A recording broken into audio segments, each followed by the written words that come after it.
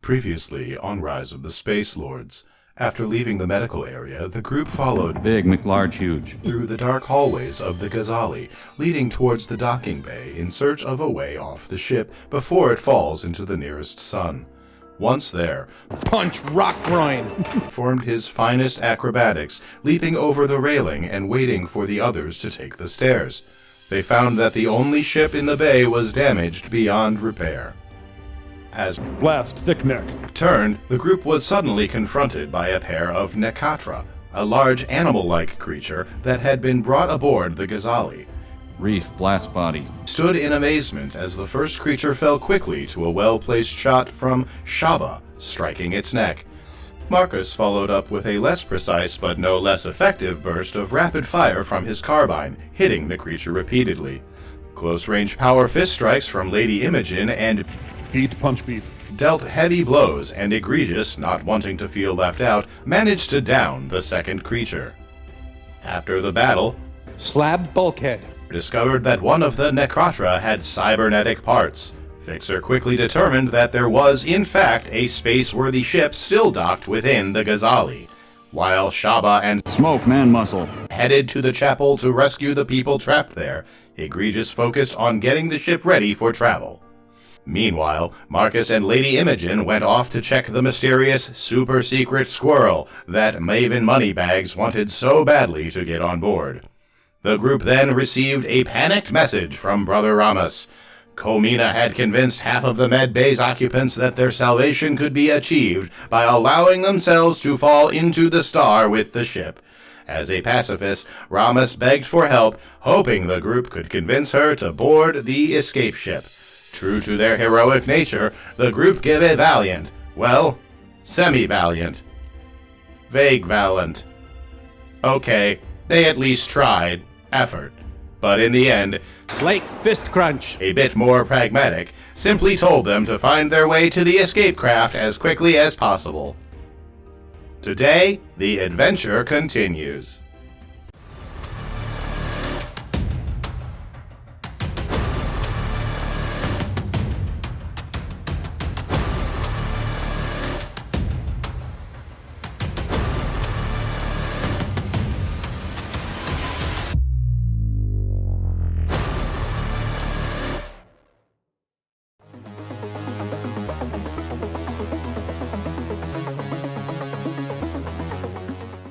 All right, then everybody's good. We will pick up where we left off. It was Shaba and Big McLarge Huge were going up to the chapel. I can't remember. Florian, were you with them or did you stay in the docking bay? I could not remember that. It was just the two of us at the time. Okay. So then Egregious was getting the ship ready. It was Imogen and Florian. I'm sorry, Imogen and Marcus. I gotta get used to all these new names. Imogen and Marcus were looking at the crates, and Florian was just, I think you were with Egregious on the ship, just kind of monitoring the comms, if I remember correctly. Yeah, he was putting us through. That sounds right. He patched you guys through. That sounds with familiar. That call from Brother Ramos. And then Gigantor and I found You had, was it 4 or 3 spacesuits, and there was a gap between us and the There was chapel. 4 here. I will switch the map really quick. We are going to come to yours in a moment. No worries.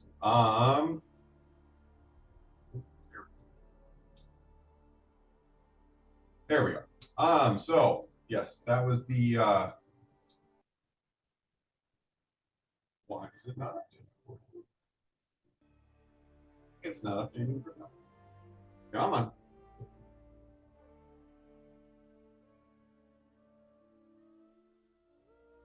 Nope. All right.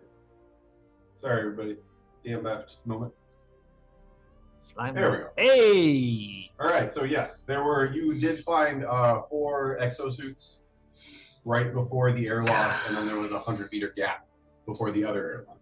So to start, we will actually pick up back. I want to just kind of go back to the docking bay just to make sure I know what everybody's doing. Like I said, I know Imogen and Marcus, you had looked at the crates. I didn't know whether you had decided to start loading them. You were talking about digging into them to kind of see if you could figure out what was inside of them. I want to make sure, and then Egregious and Florian, make sure what you guys are doing before we go back up to the chapel.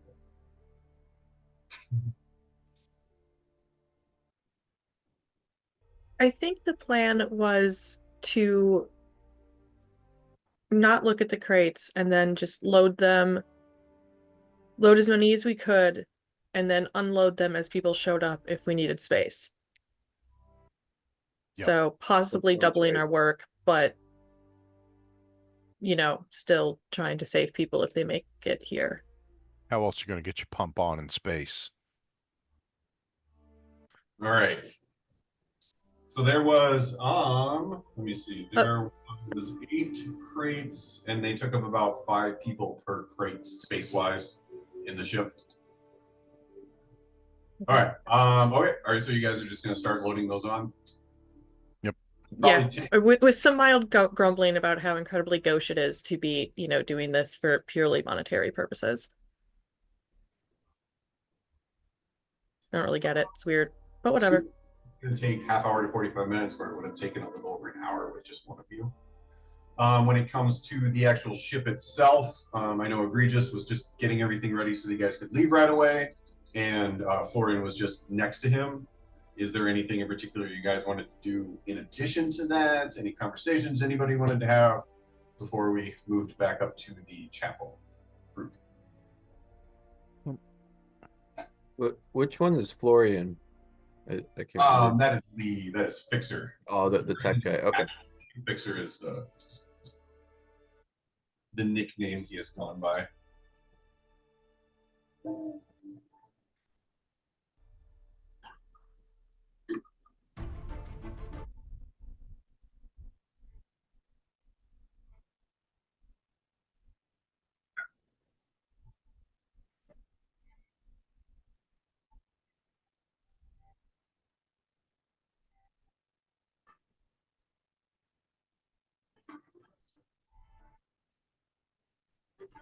Okay.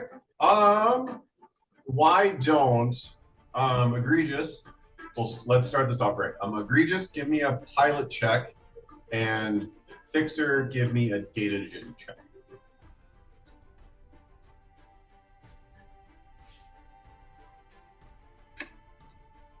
I just remembered I gotta find my character sheet.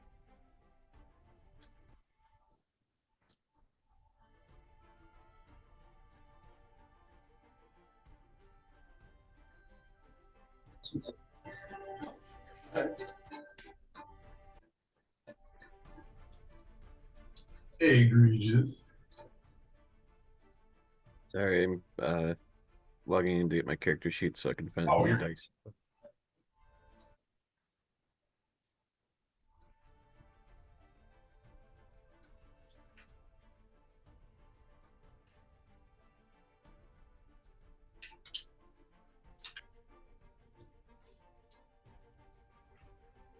All right. While Egregious is getting his dice, I do have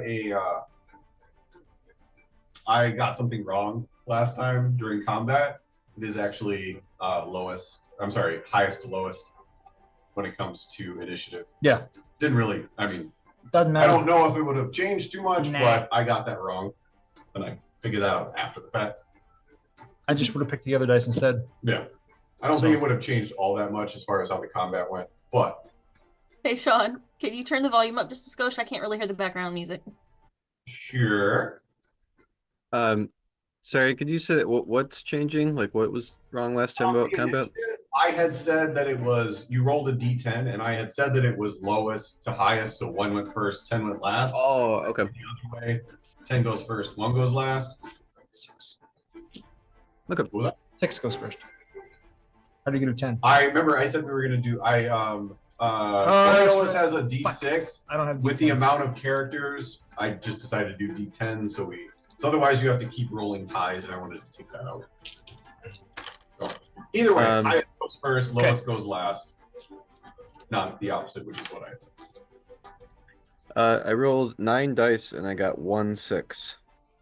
All right. As for the pilot skill, egregious, you would know not only could you get the ship ready to depart within the hour, all the systems online, everything like that. You would know that this ship has more than enough thrust to get out of the gravity well of the sun. However, when you are figuring that particular data out, you would know that it just has enough thrust to get out of the sun's gravitational well, whereas the escape pods that would be on a ship the size of the Ghazali would not have enough thrust to escape the gravity well. So anybody in an escape pod would continue to be sucked into the gravity. But they'll have their very own personal room to scream and die. Yes. And they'll probably go faster than if they stay on board. And then Fixer, with the data to check, you would know that, let me see, when you do the sensors on the outside, I'm trying to remember how much information I've given you in the past. The closest safe spot would be I believe it's the Hammurabi station. That is the space station. It was right in between the two portals. The two portals in the Hamura system, which is the system you are in. One of the portals was the one that you attempted to go through before, which is nowhere on your sensors anymore, whereas the other portal is still visible. You can still see it with your external sensors. And that is, the Hammurabi station is about a day, 24-hour travel from you on a normal sized ship. The ship you guys found probably do it a little more than half that, so 13, 14 hours. And then it is about another 6 hours to the portal itself, just so you know kind of where you are in the system. All right. Anything else you guys would like to start doing before you two start loading crates? No. Remind me where Dent is at this time? They Make Large Huge is with Shaba up in the chapel, or the area outside of the chapel. Sounds good. Okay, so then switching scenes to the two of you. You stand atop the Ghazali. Through the airlock's thick window, you look up and can see it, the chapel. Its wide panoramic window, now a final fragile connection to the infinite void of space. Behind you, the hallway stretches back, empty and deserted. Ahead, 100 meters of cold, unfeeling space. No tether. Oh, sorry. Only the dark abyss between you and salvation. The time you have to make this perilous crossing, to reach the chapel, and to bring the survivors back to the ship you just found, slowly but steadily winds down. The chapel is close, but the void stands between you and it. The clock is ticking. You said there's a window. Do I see how you just said 100 meters? There's 100 meters of empty space between, which would have been a walkway, like a hallway, but it has been sheared off. Can you ping where we are? Right here. Two of you. Right here. Be right in this room. Okay, so there's suits there that we can put on. Like, we're not just gonna like jump into space. There are 4 exosuits, and there is a guide. Let me see. There's a winch and 150 meters of cable located next to the door of the airlock. I need to look up because I under my equipment I have exoloader, which should mean that I have expertise in using the exoloader, I think. Exoloader is different than a space suit. An exoloader is, think of it as a smaller version of what Ripley wore in Aliens to fight the Alien Queen. It is used to pick up heavy objects and move them around a cargo bay. I also have hyper rope, but I can't remember what makes it hyper. super Strong. fast. Very excited. It had too much sugar for dinner. Yes, but let me see if I can find out. when we were having that conversation about how many were in the, can you refresh me how many people were in the chapel?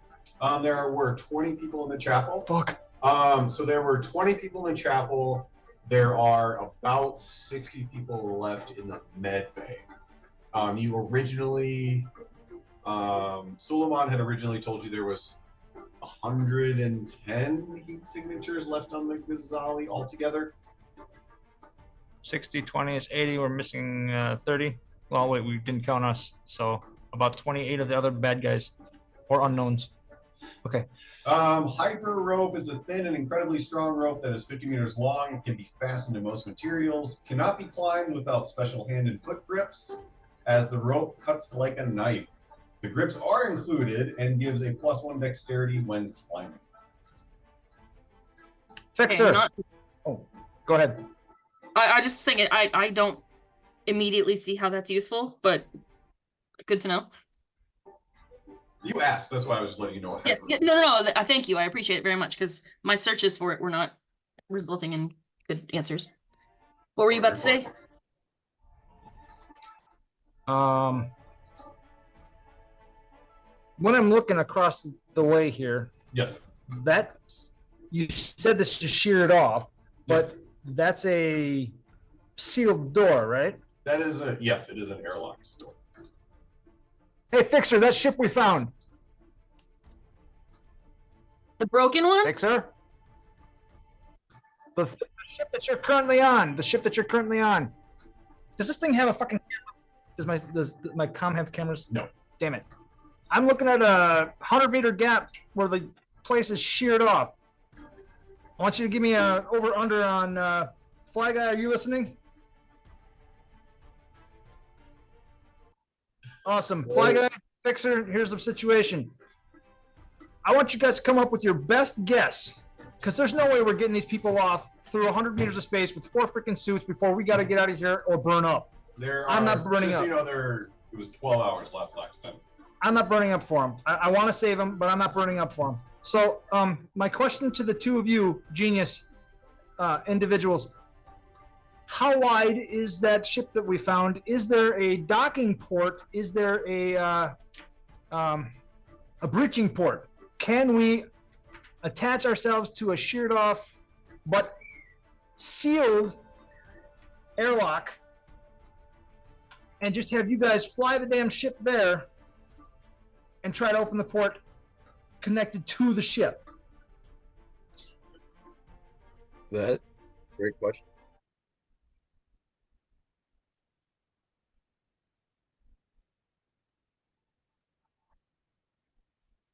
I believe so. I mean, I know there are lots of fighter craft and assault shuttles that did go up to a hull, attach to it, and just blast a hole through it. I don't know if what we found has got that. Egregious. You would know that because you are in a medium-sized freighter, it is approximately 420 meters wide. But if it has an umbilical for docking like that, what do they call it? Not a breaching tube, if I remember the book. I assume that's much larger than the gap. Yes, the gap is 100, so you would not be able to get the actual ship in there. But if you could get the breaching tube close enough, because freighters and smaller size craft are often used to attach to a hull and open their own freaking portal into a larger vessel. Speaking from experience. Stand by. But I don't have I don't have it memorized on what the hell the rules are for that. I am checking it right now.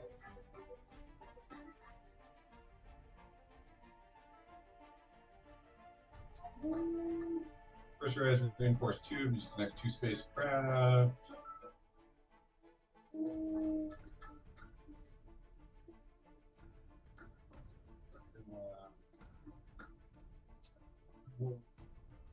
It's for emergency boarding actions. Yeah, has nothing to do with military assault or pirating. It's just for saving people. Standard issue on some military ships. Well, what you found is definitely Definitely a not, military right. ship. However, I will tell you in just a moment. sweet. What? It's very A medium free trader would not have a breaching to by default, as these are more commonly found on military vessels, pirate ships, or specialized rescue or boarding craft. No.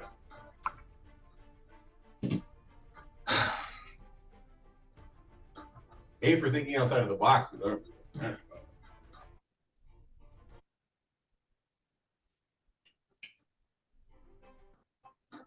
And the ship's definitely too big to fit. Yep. I almost wish it would have. That was a pretty good idea. Sorry. Well, you could say it. There is Too late. Too late. You God could has spoken. You could say there is because this was a specialized mission to go on somewhere, and this is already converted. The Ghazali was converted. The other ships were not. To go on the mission, it could have been. I mean, it's not, but it could have been. All right.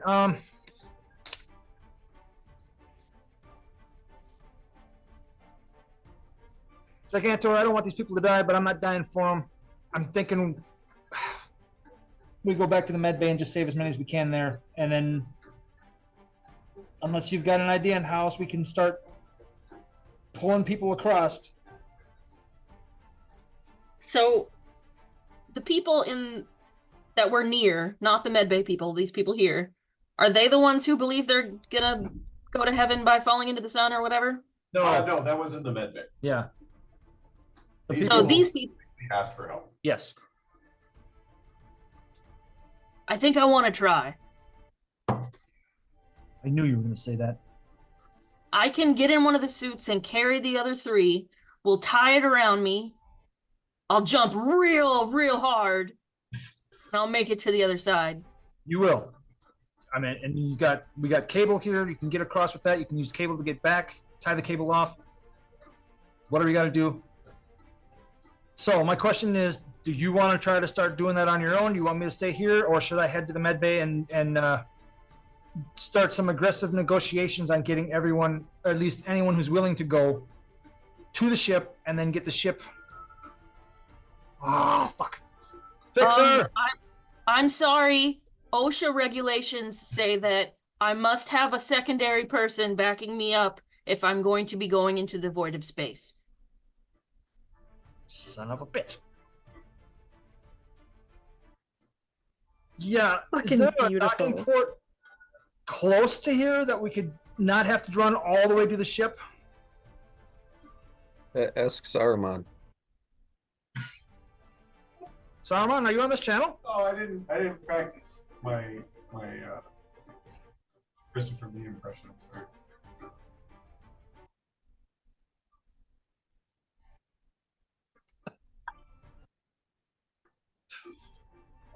Every docking port leads to war. There are approximately 37 working docking ports on the Ghazali. It's not what we asked. I was asked for a readout of all the docking ports. They are currently on user Florian state of fact. I'm honestly surprised you didn't just start listing them out. The first docking port is Docking port 001 is currently not functional. Docking port 002.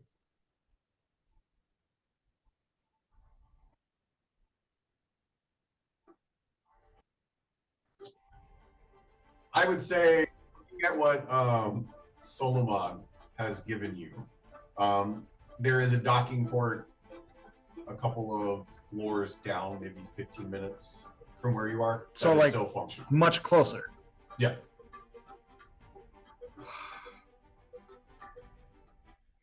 What are you holding, Nate?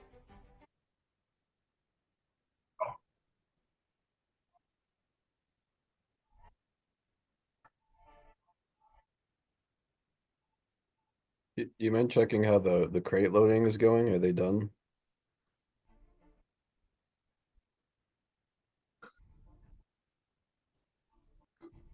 I know, but I'm up for it. I think it makes sense. We'd be closer to the Kool-Aid people too, right? So the what? I'm sorry. Kool-Aid. The Kool-Aid drinking. The Med Bay people. Yes. No. From here on out, No. they're the Kool-Aid people. It is Yeah, now they are the canon. Kool-Aid people. They are obviously the Kool-Aid people. And that's the title of this episode. What can the Space DM do for you?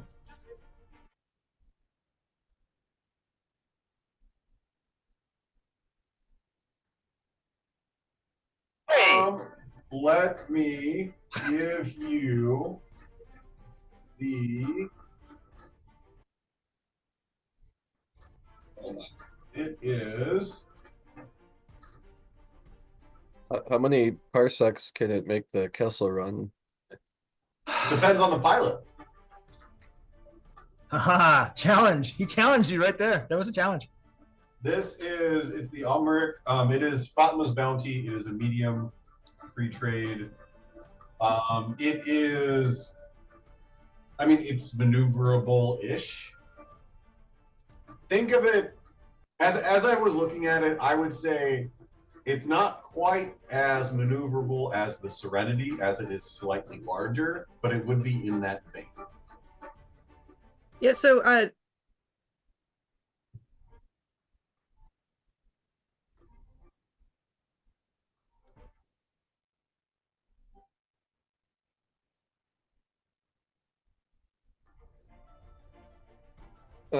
Yes. I honestly don't remember his specific background of piloting. I think freighters. We can say yes. So yes, I've piloted a lot of freighters like this, so I think we'll be good.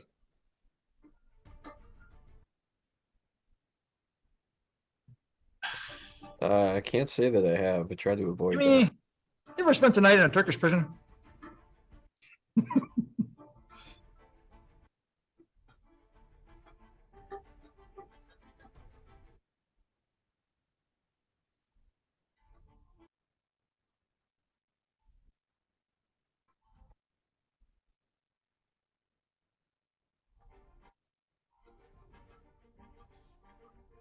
Okay, that would be closer. That would help these guys out who definitely want to get off this ship. So the problem I have is, what do we do about the people that are being convinced they need to stay on the Zengali? Do we care? They have free will.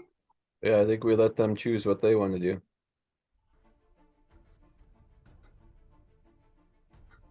Cool. Let's call this a last ditch effort. Put me back on the channel to the Med Bay, please. The Kool-Aid people. Thank you. I can see Florian, like one of the old school radio operators, just like moving it on his data pad. That's awesome. Sorry. No, Yeah, that's like perfect. A switchboard. Yeah, switchboard on his arm. Switchboard operator. All right, go. Let me patch you through. Covered in wires and cables, hooked into the machines. Okay. What was the guy's name again? Brother Ramos. Brother Ramos, do you read? Do you read? Yeah. Yes. What? You have. Hold on.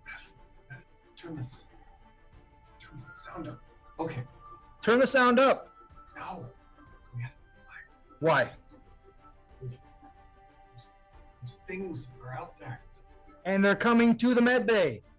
We're not in the Med Bay. Where are you? We're on our way out to the docking bay. Like Fantastic. Did you get everyone out?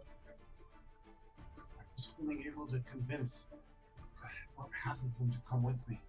I The look. rest are there with. I turn. Luna. Okay. I turn my comm off while he continues to talk. And I look at Dent. Do we care at this point? Of course we care. I mean, about the people that don't want to come. No, just the people that are on their way. Thank you for that clarification. I appreciate your input. You're welcome.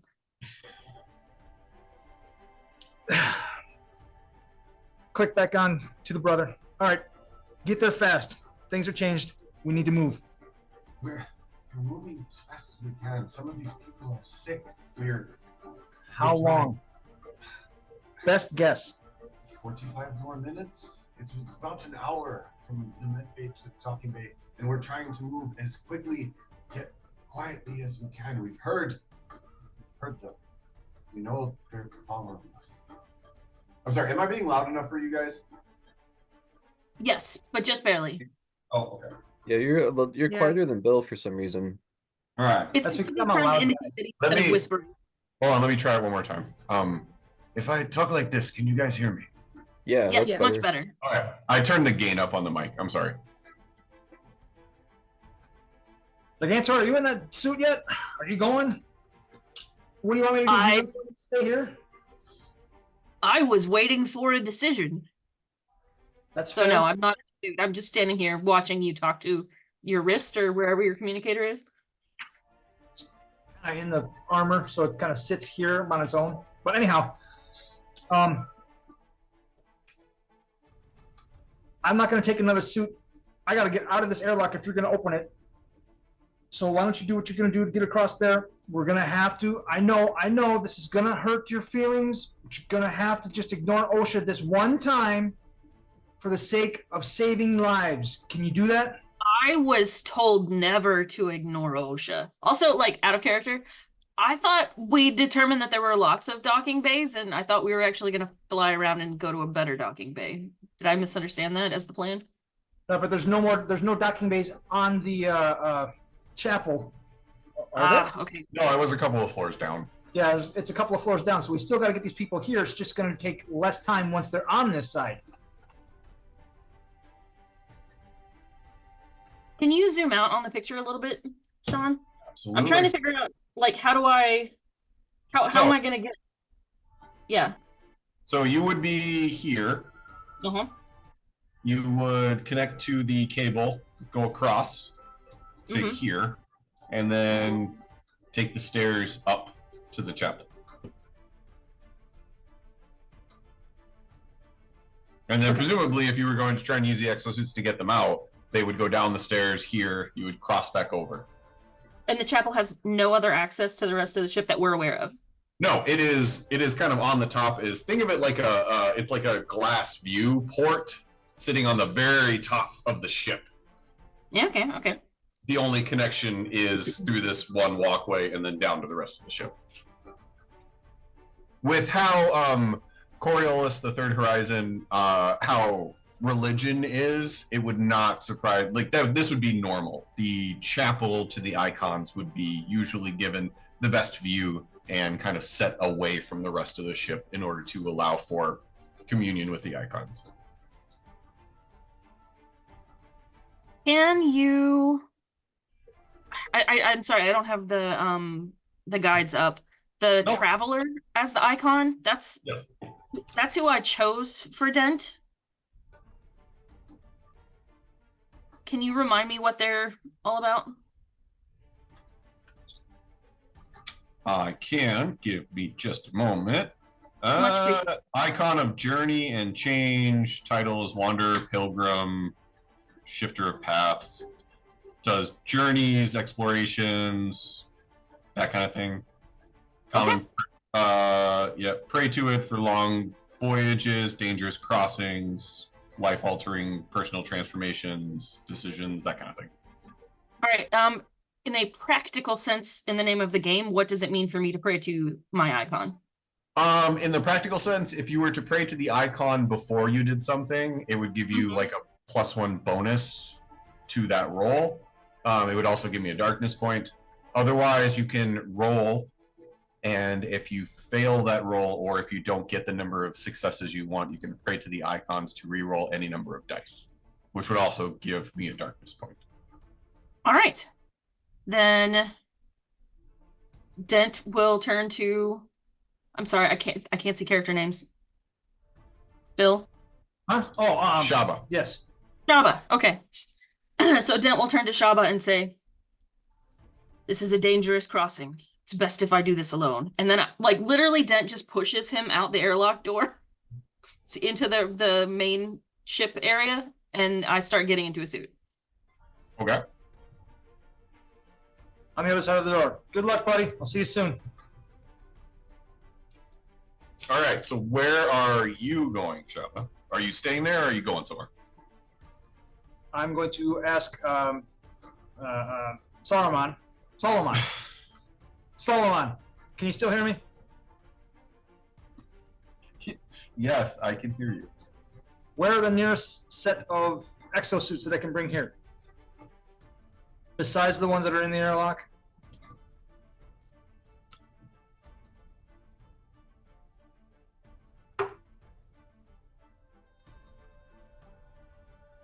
Ship's inventory has been damaged and is currently unavailable.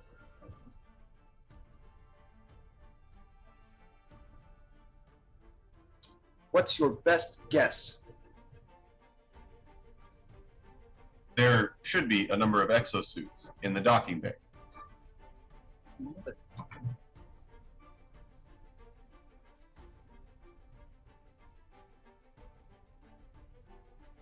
Cool. All right, fly guy, fix it. Team, troop, whatever, people. Here's my best thought. Shoot it full of holes. Let me know how I'm wrong. Dent's gonna continue to pull people over here as fast as he can.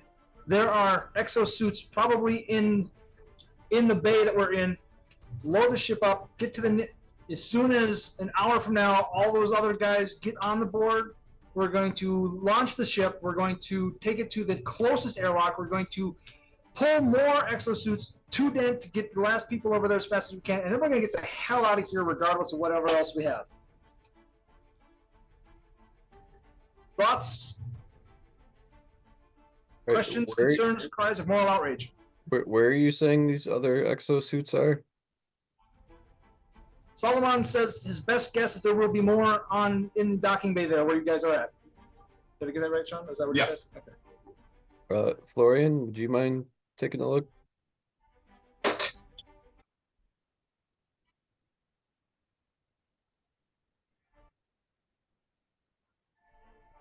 Fantastic. I'm going to go do something incredibly stupid. I'm going to go try to find Brother, what's his name? Ramos. Brother Ramos, and get those people moving as best I can and give them a little bit of cover. Hope to see you soon. And then I will sign off, turn my radio off, and move quickly, quietly to towards Brother Ramos.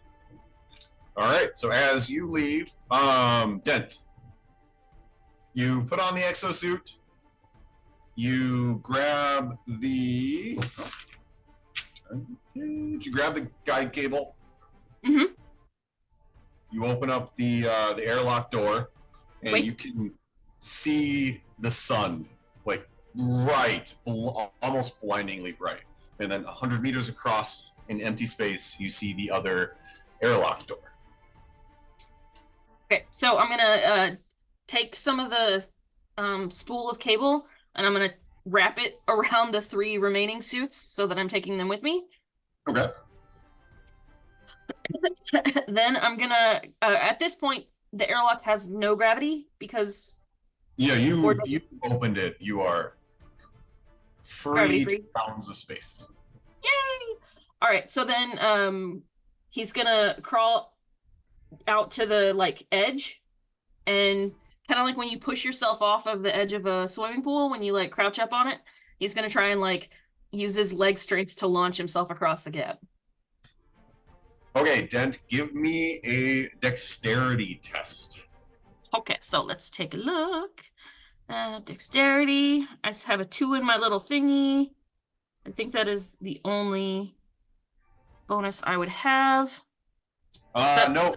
If you look, are you looking at the Coriolis sheets thing? Yes, I am. Look next to dexterity. It says +4 for agility equals +6. So I get to roll 6. Yep, because you take whatever the number you have in that particular advanced skill and add it to your attribute. Okay, that's better. You have a total of 6 better dice. than a 2. All right, so just before he does this, he's gonna toss a prayer up to the traveler and say, "If anything I've ever done, this is definitely a dangerous crossing. I am not actually praying for help at this point, but if I fail the roll, I will be praying for help for real." Okay. All right, roll 66. 6-sided, and go.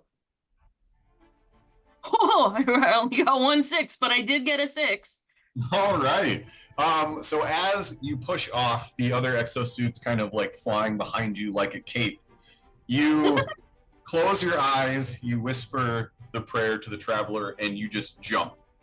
And it's like slow-mo Zack Snyder, like as you fly across the sun With the in the exploding background. sun It's as the very, background. it's very cinematic. It's very suspenseful. The theater, the sound goes quiet, so you don't hear anything, just to add to the mood. And then as you open your eyes, the airlock just comes right out. You put your hands out, and one hand touches the door to slow you down. The other hand hits the airlock, and it opens smoothly, no problems. Like a glove. That doesn't make any sense, but that's why he said it. So he is going to actually, can the door shut while I've got the cable attached, or do I have to attach the cable outside of the door? The door would be able to close with the cable. You would actually, there's a similar winch just to the left of the door. Okay. So you would be able to hook it to that. I'm gonna drop the 3 extra suits. I'm not gonna de-suit yet, but I am gonna cycle the airlock so I can go outside and go get the people. All right. So the door closes behind you. The airlock pressurizes. There is a door in front of you that is currently closed, but leads to another hallway. Whenever you're ready to make your way further in. Okay, so as though talking to the air around him, he's going to say, smart guy? Can you hear me? That would be what he's called Fixer in the past.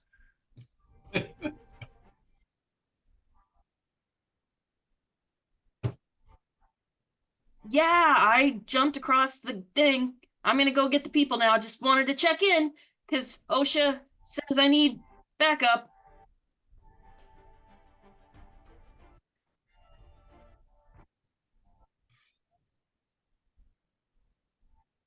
Okay, thanks, smart guy. And then he opens the door. All right. All right, there we go. So as you open the door, you do see a hallway. It stretches to the right and to the left. On the left, it has been just crushed. The electrostatic shield is active on the other side of that to seal off the chapel. But on the right, there is a spiral staircase that does go upwards. I would like to go up said staircase. Jauntily. Jauntily. All right.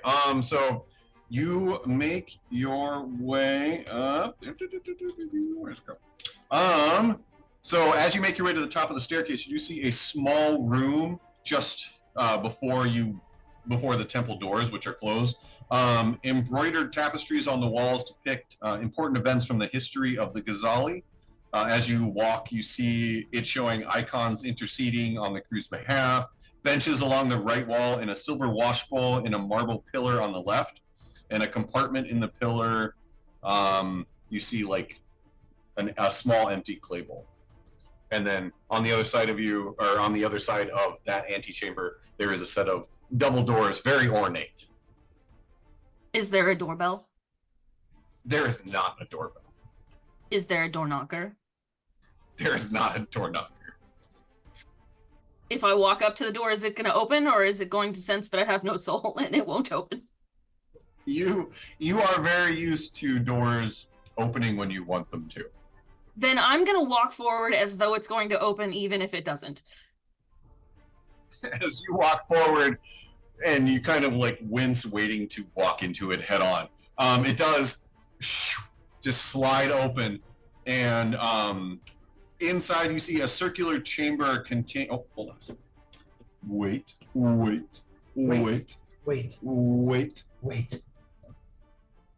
Ooh. There you go. You see a circular chamber containing statues of the 8 icons. A polished altar sits in the center of the room. An empty alcove in the wall is located behind the altar, slightly off center. You see trapped survivors huddled together in prayer around the altar.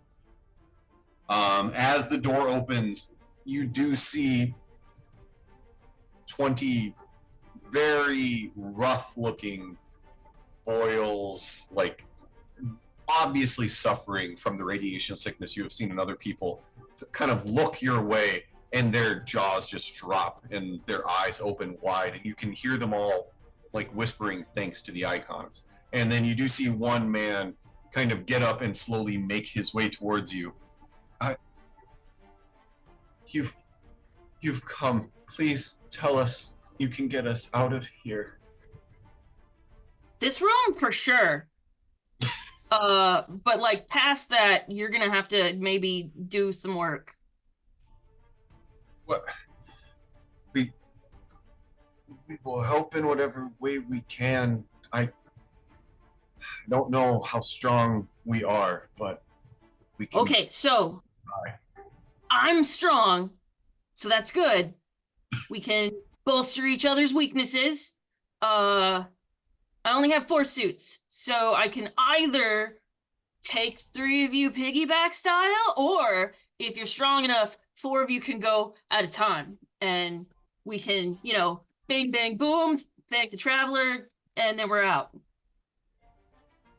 He looks at you, looks up at you, then looks back at everybody else.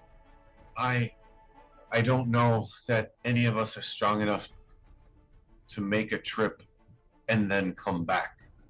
I can't. Oh, you don't have to come back. You said you only had 4 suits. Oh yeah, there's wires. It's gonna be great. I'm really smart, so we could like just tie them to the cables. It's gonna be great. He looks exhausted, and he just looks back. We will do whatever you think is right. You just tell us what you need, and we will do it. Great, awesome. Okay, what is so Bill I Unleashed? want. What was that, Lars? What has Bill unleashed? Yeah, Those people are this gonna was end not up Bill's shining floating moment. in This space. is now on his own. This is the best So- shut up and wait I've ever had to do. So, Dent, I actually have this on Dent's character sheet, so this is actually not me making it up for the first time. When it talks about what he wears, it's whatever shows off his muscles. So he like does like a pose, like a strongman pose, and his arm muscles bulge, and his t-shirt is like clung to him like it's a wet. Is he still in t-shirt his button. exosuit? Does he Yes. realize he's still in his exosuit? I say he wouldn't. No, he You does would not. be able to see like the suit bulging. You wouldn't really be able to see his muscles in the exosuit, though. He does not care.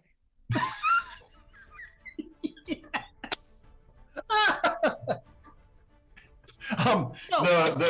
The gentleman kind of looks at you quizzically for a moment and goes, "Yes, you are very strong."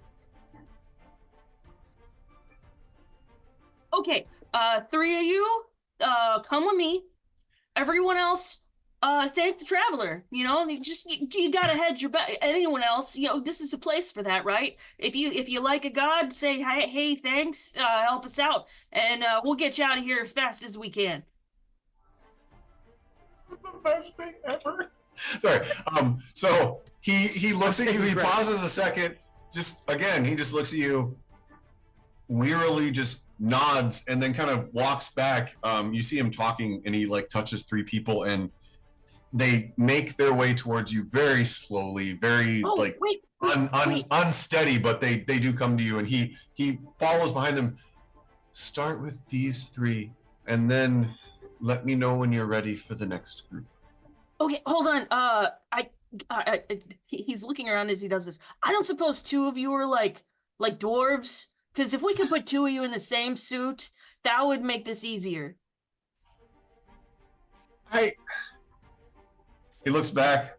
There are no children or dwarves That's here. a shame. All right, okay, you 3, come on. I'm going to call you Bing Bang and Boom. Let's go. Yeah. Yes. Go with the very strong man, and he will I am very strong. help you. And so they do follow you, and then as you start to make your way towards the stairway, just please let me know when you're ready for the next group. Do you want us to wait here, or should we meet you down by the airlock? I mean, this looks way more comfortable than the airlock. I don't want you to be uncomfortable while you're waiting. Yes. Please hurry. Okay, Tammy, so are you then sure Ben you does wanna- this thing where he's got his middle and primary index finger out, like, you know, like the number 2, and he kisses it and then like lifts it towards the sky, like to the traveler. Yep, exactly so. Thank you, Sean. Let's go.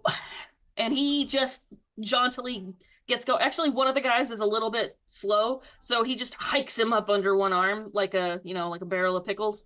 And Thank you for referencing the barrel of pickles. That is fantastic. That was perfect. Lars, what were you saying? I was just gonna, Tammy, are you sure you want to get rid of that character, because it's pretty hilarious. Sean, do you remember how I described Scratch's character? Yes. Please inform the group. Let me double check. I want to just give you the verbiage. So we can either have a mischievous feral cat or we can have Dent, and it's so hard to choose. Anyway, Pickle Barrel, down we go to the airlock. It was a mischievous feral cat. All right, so you get them down to the airlock. Okay. They start putting on the suits, and as the 2 of them get them on, as the third one is about like partway getting their suit on, you do. Let me check there. You do hear footfalls, and then just quickly around the corner from the hallway, you see this pale, very thin man with blisters and boils on his face. He looks just sick, and his eyes are wide, and he just looks at you, and then he looks at the other 3, and you can see just the pure panic on his face. He's like, "You're gonna leave us. You're not coming back. I know you. I could see it in your eye. You're gonna take these 3 and you're gonna leave us, and we're gonna die. You're evil." Me? And then he looks around at the other 3, like maybe the guy's talking about one of them, or what, are you evil? No, he kind of takes a step towards you. He's still about like 10 feet away from you, but he takes a step towards you and points at you. "You're gonna leave us. You are gonna let all of us die. I can't die here. I won't. We need to get out." And then he immediately makes a sprint for the airlock. Oh, that's not good. So are we in the airlock? Are we outside the airlock? Like, where are we in? You So I can are kind of in figure out- the airlock room. Mhm. The airlock is currently closed, so you would be like, you guys are in this room. Okay. And the door to the hallway is open, but the door to the, you know, void of space is closed. Yes, but he is So making he starts he- for the void of space door. yes. All right. So then Dent is definitely gonna make to grapple with him. Like, whoa, my dude. That's definitely gonna kill all of us. Don't do that.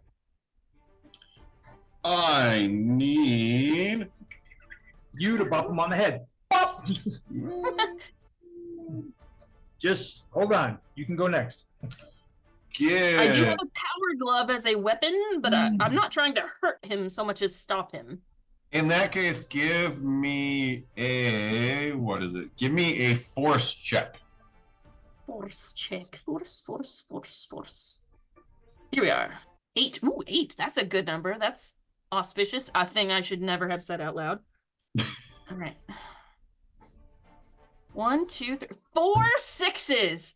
Oh, Wow, damn. that's wasted. Holy crap. No, Wow. So as he runs by you, you just reach out your hand, grab him by like the scruff of his neck, and you just throw him back towards the door he came out of, and he falls flat on his back, looks at you, and then just kind of curls up into a ball and just starts crying, just sobbing.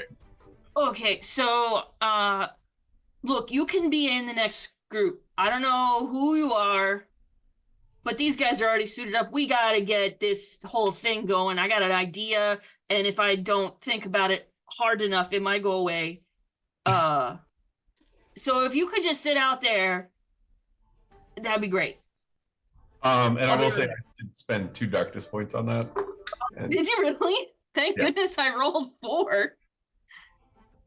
all right, Okay, so yeah, so- he is like he's in the fetal position. He is sobbing. His whole body is just like he is racked with sobs. He is not responding. He is still currently in the airlock, just on the floor in front of the door that would lead to the hallway. Poor guy. I don't suppose any of you want to let him go first. He seems like he really needs it. The person that had like their suit halfway on, they kind of look at you and look at him. Do I have to? No, you do not. I won't. No. And they stare at you as you say that, and then they just.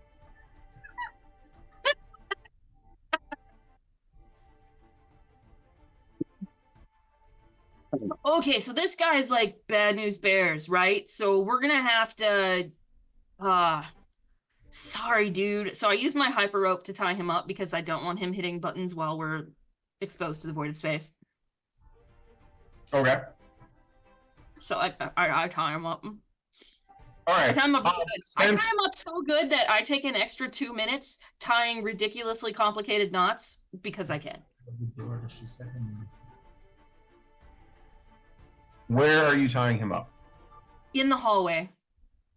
Actually, you know what? He's real light, isn't he? While they finish suiting up, I take his tied up ass and I move him into the big room with the religious guys. Okay. Everybody just kind of like looks at you as you walk in with this tied up guy. He's still sobbing uncontrollably, and just kind of set him down. And they just look at you quizzically, look at him, and then everybody kind of takes a step back. You know this guy? He's real sad. I think he could use God. Oh God.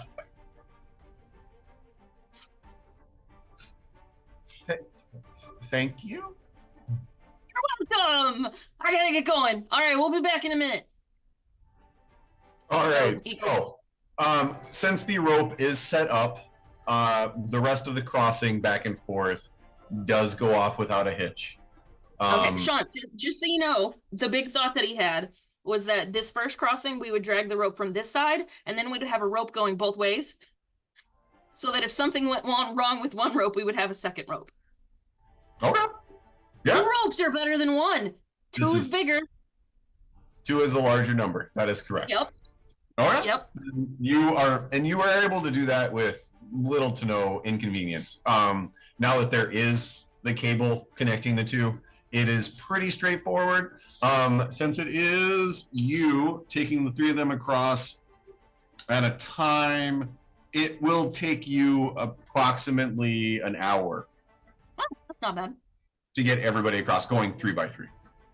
You have 20, Well, 20 no, people, very strong. 20 people suiting up, moving 100 meters, desuiting, bringing them back, suiting up 100 meters. Yeah, because you're doing No 3 at a worries. time. I was just concerned that you were saying it was taking an hour per 3. I'm like, No. what the fuck? No, everything after that initial complication, everything else goes pretty smooth the rest of the way. All right. So, while Dent, is there anything else you had in mind while you were doing this? Definitely nothing. Dense Th- brain Please is tell empty. me you left weeping tied up guy for the Oh, last. no, he gets to come across. Oh, while he's crossing for sure. No, I mean I was just hoping you left him for the last batch. Oh, I let the religious people choose who goes when. Just save him for last, just so he thinks you're gonna leave him. He's just like, Every time more people leave, he just starts crying harder and harder. Okay, so as this is going on, Shaba is. Just so I know, we're gonna cut back to the dock. But where are you going? Are you going back to the med bay and then going to follow him? Are you going to try and take a guess and intercept him on the way? You said you're going to them. You're right. I did. I know from what I remember of the map, without seeing it, the way we went kind of ends up heading halfway to the Medway in the first place. You kind of, well, here, let me bring up the Ghazali pic. That's not the one I want. Where is the... I know there is a better picture. No. No.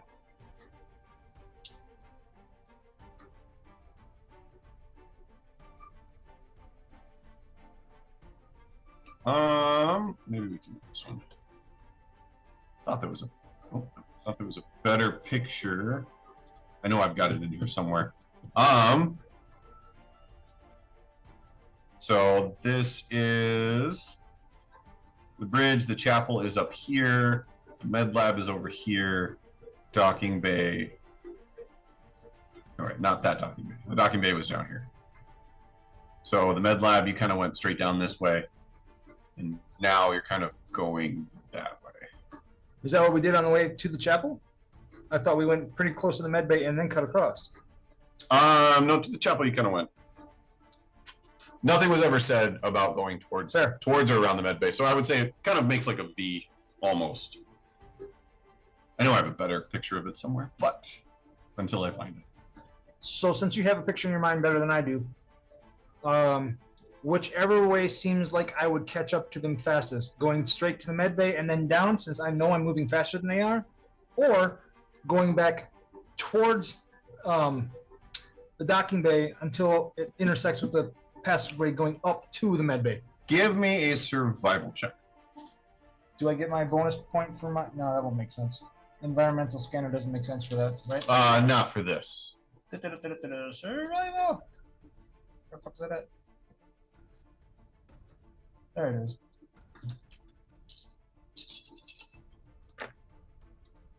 One 6. All right. You would guess that if they're moving and being a soldier, you are familiar, or being a soldier, you are familiar with moving with injured individuals. So you're kind of guessing at their speed. So you would kind of try and plan an intercept route. Okay. And then when you got to a point that you knew was the traveling point, you would decide to see if they had passed that or not. So you'd kind of go that route. Okay. That sounds logical. All right, so that is what you were doing back at the docks. Imogen. And you know what? We're going to get 3 years into this before I start remembering everybody's character names. Marcus. Imogen and Marcus. You are in the process of loading. I would say you're almost done, about half hour into this. So, like, Dent's doing his thing. Shaba has begun moving. About a half hour into this. Imogen has just got done loading something. Marcus is in the process. So Imogen is walking off the ship in her exosuit. Marcus is kind of walking across the docking bay. And as Imogen just exits the ship. Ship. All right, Imogen. Where is that? All right. As you exit the ship, the ship's dim lights flicker weakly, casting long, unsettling shadows along the docking bay. That's when you see them. Stepping from the... Whoa, that is loud. Good Lord, sorry. Sounds pretty funereal to me. I don't know. All right. That is when you see them stepping from the shadows, a pair of Nakatra. And the previous battle flashes before your eyes. But they stop, looking at you, and bend slightly forward, bowing their heads and they both take a step back at the same time. Then a form almost materializes out of the darkness between them. A Nakatra, but this one is different from the others. Older, larger, stronger. A scar runs across its nose, and its red eyes lock onto you with an intensity that makes your heart skip a beat. The creature looks directly at Imogen, then looks down at the dead Nakatra that are still on the floor of the docking bay. Looks back up at Imogen. You see its chest heave, taking a deep breath. Not like them. And that's where we'll take a break. All right. Tammy, Jill, Lee, are you back yet? I am back, correct. Oh, look at that. Is Jill back? Yes, I'm here. Oh, what a coincidence. We're here too. All right, so we will pick up where we left off. Jill, maybe 30 to 50 feet away from 3 Nakatra. Nate, you are, I would say, 150, 200 feet, like you are on the other side of the cargo bay, kind of walking this way. You have a crate in your hand, one of the last ones, but you see the scene playing out in front of you. And then, yes, Imogen, you are staring at a large, old, grizzled Nakatra who just spoke to you. And if everybody is ready, we can pick up from there. Can you remind me what Nakatra are again? Think of them, I almost want to say werewolves. They are wolf-like creatures that are significantly larger than your average man. Like, they are the average one. The ones you fought were bigger than Dent, but they have like hair, very sinewy muscles, red eyes, a snout with like very sharp teeth. These ones were from the Legion. They were brought on board and they had like cybernetics and then collars on them. The ones you fought, you were able to down them, but after the battle, I did let you know, like, they had a huge number of hit points, and you got lucky being able to down them as quickly as you did. They are very formidable and very fierce. And right before we left, the one had said not like them to Lady Imogen. And I will follow that up with, so the creature did say, there we go. It did say in a gravelly voice, not like them, and did point to the two that were dead. It speaks, but each word seems weighed down by something more primal, a tension that vibrates the air. The voice rumbles out slowly, the eyes narrowing, flickering towards the blood-stained floor before snapping back to you. The posture is stiff, but it still stands tall and commanding, even with the obvious radiation sickness affecting its movements. After, blinking, taking a deep breath. Of course you're not, darling. Those other ones attacked us right away. You are obviously civilized creatures, as you should be. Something strange must be going on the ship. I am glad you have escaped it, aside from the obvious radiation poisoning that everyone has succumbed to. How may we help you? So it does take a step closer. You can tell there's a rawness to her, and it's clear that it's trying to hold on to control, but barely. The others, wild, no Commander, no control. And then it pauses and it taps the collar on its neck and looks back to the Nakatra behind it, who seem to wait, almost twitching with pent-up energy. The eyes narrow at you as if measuring the danger in you. And then the deep guttural sound in its throat, you can hear it soften slightly. You let us on ship. I keep them controlled, safe. Just to make sure, I'm guessing in the cockpit, I would not be able to hear, like I would not be aware of any of this. No, yourself and Fixer would have, unless she starts saying something, you would have no idea that this confrontation was going on. Yeah. And but Marcus, I'm close enough to see this, but am I close enough to hear? With how just like deathly quiet the ship is, I would say you would be able to hear this conversation because it's a very low guttural sound, so I think it would carry pretty well. Okay. So I would say you'd be able to hear both sides of this conversation. Yeah, so you could definitely hear mine because I am like, yeah, I mean, except like if you guys have heard me talking before, I'm obviously terrified and masking because this is terrifying.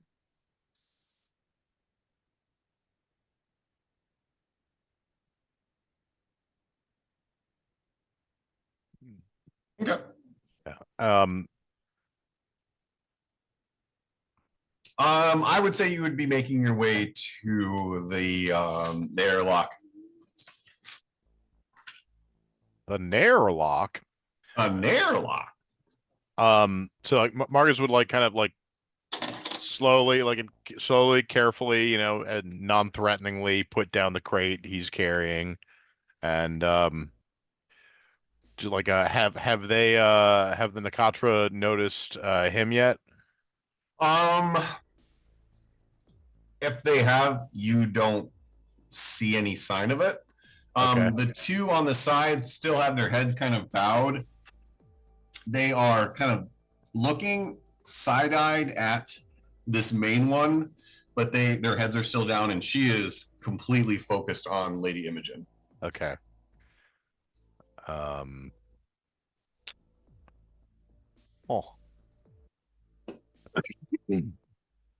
So so Marcus will just like kind of like put his box down gently and kind of start moving towards Lady Imogen, but kind of like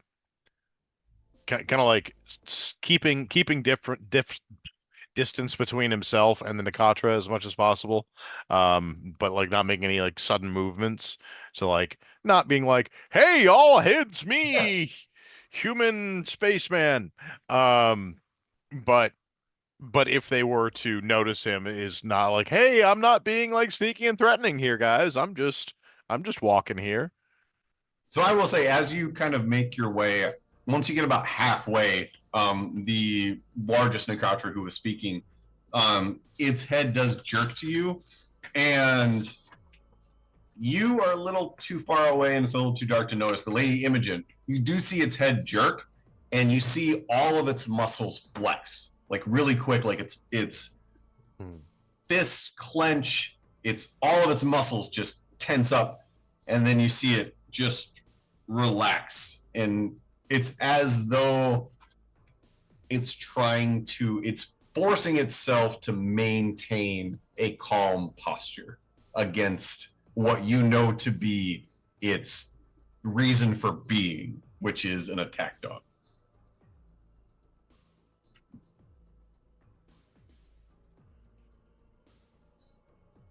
Jill, are you muted? Or are you out there?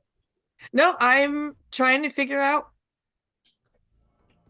Oh, So it does, as it flexes and releases, it does look from Marcus back to you. You see it take a deep breath, and its hands like unclench, and it lets them down to its side. We die, or you help. You help. We stay back. Stay good. No more. And then its hand goes out towards the dead Nakatra that you'd fought earlier. Fight. No.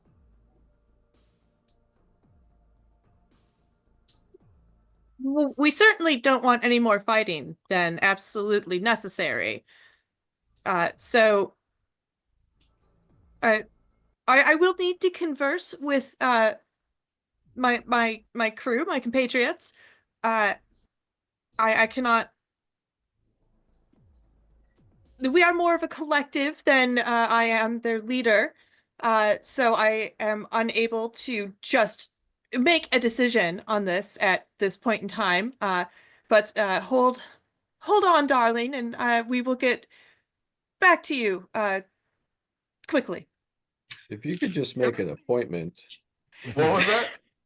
If you could just make an appointment. Lady Imogen, if you would give me a manipulation check, and this is about the time that Fixer would be coming out of the airlock and would be seeing this. Holy shit! Pew pew pew! Seeing this scene, so you would see Lady Imogen, and then Marcus 25 or so yards from her, and in front of them, these three Nakatra.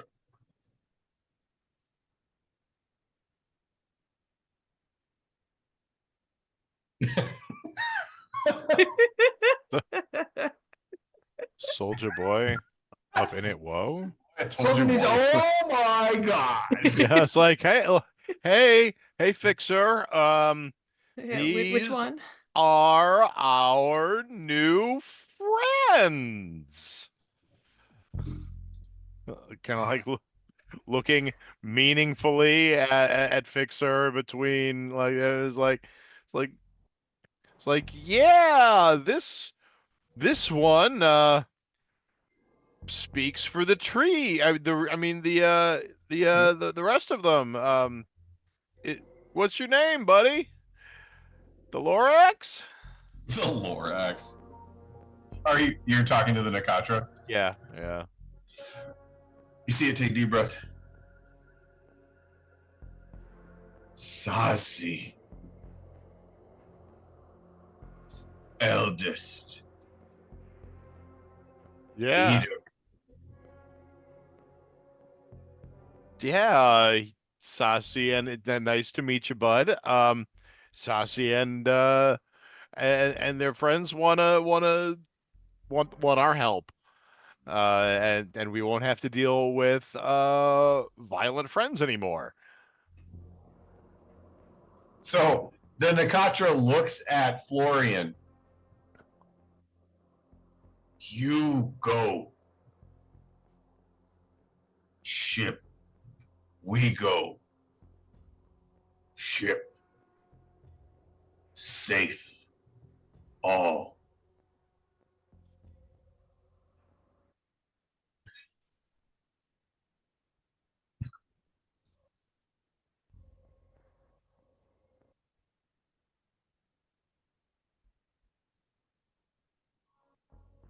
All right.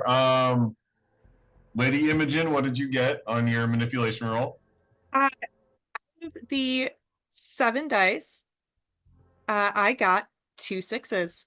Oh wow. So you actually so the growl in the creature's throat is almost absent, replaced by a strained, shaky exhale. The chest rises and falls heavily, radiation obviously taking its toll, but the resolve is still there, buried beneath the surface. We stay. We die. go, we stay safe, quiet, no fight, need, leave.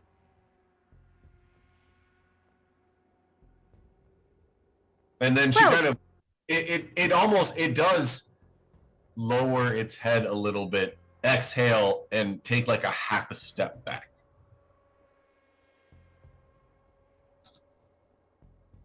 Oh, my darling eldest. It seems as though at least half of us are in agreement that, of course, you will be coming along with us. I'm sure the three of us can convince the rest of our crew of to agree with us. Majority rules. We only need one more. That should be fine. We go on ship now.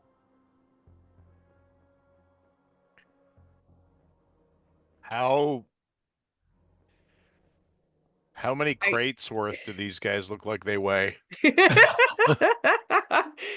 If a normal crate was 5 people, I would say 2 per crate. But so you had room for 100 people on the ship. Crates take up about, if you took all the crates, that would be 40 people's worth. So that would leave you with 60 human-sized spots. I would say each of these takes up 2 human-sized spots. Oh, I was just gonna ask if we could shove 2 robot dogs into a single exosuit. There are no midget robot dogs. I'm sorry.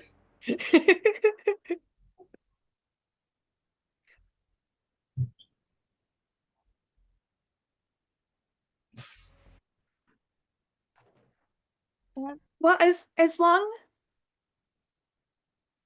as they won't get in your way, I'm sure our darling eldest here doesn't want to disturb anything necessary for fixing the ship, seeing as how we do all want to get out of here very much alive. Very much.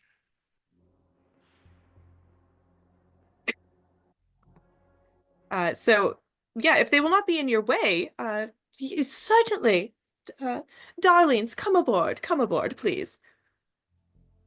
Egregious, meanwhile, is in the cockpit, like messing with the controls, figuring stuff out, and he's just thinking, man, I sure hope those fuckers aren't letting a bunch of beasts on board that are gonna rip us all to pieces. So do I have a way in my exosuit to like do some type of like communication only to my teammates or people through radios that, these dogs probably wouldn't be able to hear? You could definitely whisper and see. And hope that the creatures bred for war can't, hear us. Yeah.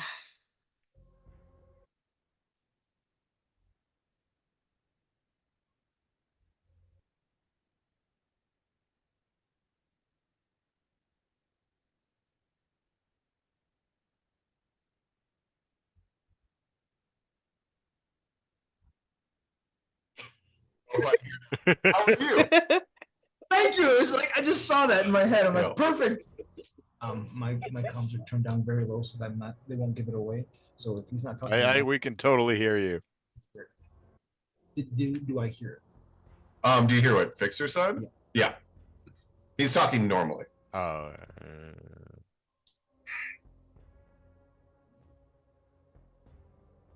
All right, so then Egregious, you are so I would just say Egregious and Dent, you are the 2 others that are just now hearing about this for the first time and were not aware of the particular confrontation. Egregious is in the pilot seat, not too far from where this is going on, and Dent is currently shepherding people across the vastness of space. So, Egregious, how do you respond to this particular bit of news over your comms? Did you say Nakatra?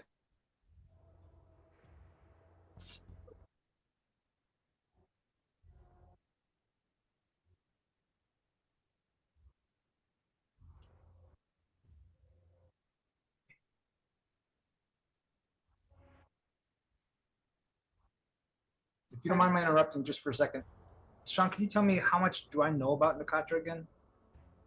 Everybody, the entire crew kind of knows the same amount. You know that they are bred by not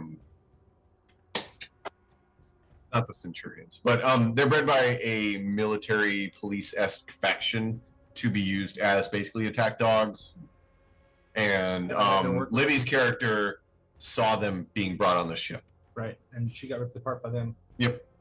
And you have I had to work with them before? No, nobody has had any particular individual interactions with them prior to this. You've all heard of them. They are not like secret.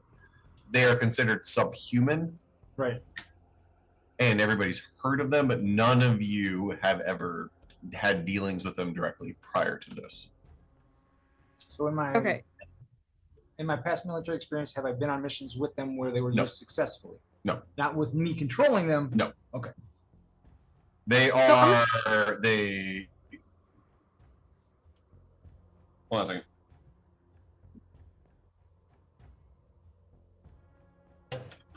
Sorry. What were you saying, Jill? I'm gonna try to like walk a little bit away from the ship as they're loading and go over the comm system and just like, okay, so these Nikadras are acting very almost civilized. They seem to be responding well to me. So I may have made myself seem a little more important to this crew than I might necessarily be. We may want to not burst their bubble of that, as I'm not positive what it might lead them to do, or how much of them, you know. Yeah. Yeah. Sorry, guys. This is weird.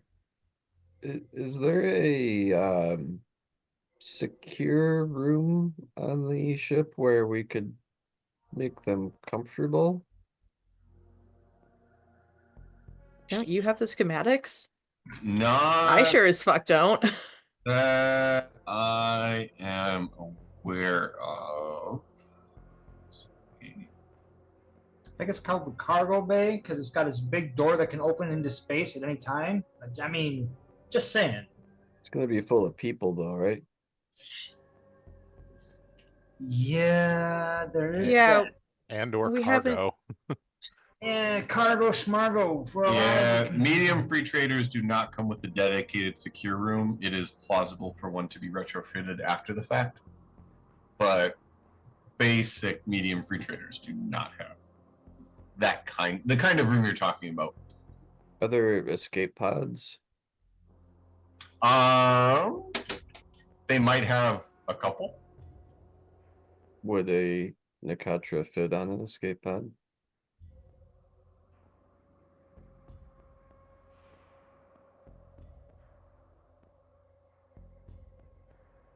I believe a medium free trader would have escape pods for the crew, which would usually range in the 5 to 7.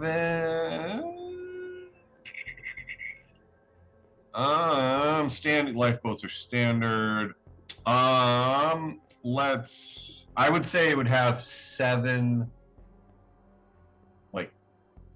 7 escape pods. I believe an Akatra would fit. What? Seems perfect. Yes, it wouldn't be easy or comfortable. But an Akatra would technically fit in an escape pod. But I think Dent would be uncomfortable in an escape pod. So if Big McLarge Huge was uncomfortable, an Akatra would not be happy. So they're like single person Yes. pods. Yeah. I guess I would make sure that everything is safe, but I would head out of the cockpit to try to go down and see what the hell's happening. Okay. That trip would take you just a few minutes. And then when I get down there, do I see the crew? Do I see Nakatra, or like what's the You would see, Everybody is dead. unless Fixer has moved, he is pretty much like just outside of the airlock, and then Marcus and Lady Imogen are a little further off to the side, and the Nakatra are still. There's 3 of them that you can see. 2 smaller, relatively smaller, and then the 1 larger one. I walk up to Fixer. Can they see me, or can they see Fixer? Yes. Okay. As So soon I as, just as soon as you would exit the ship, they would be in that kind of path, because that's where they met Lady Imogen. so I'd walk up with kind of like my hands up to show that I'm not being threatening. Hi, and then I turn to Fixer. What do you think about maybe putting them in the escape pods so that they're like sealed off from?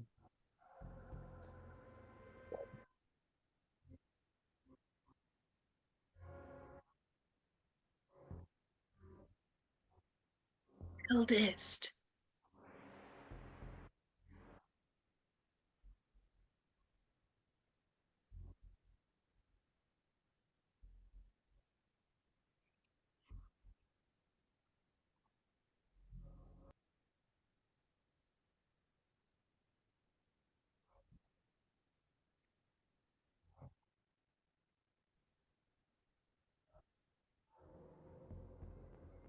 The creature kind of looks around. Is this all on comms? Ask them. Is this all on comms?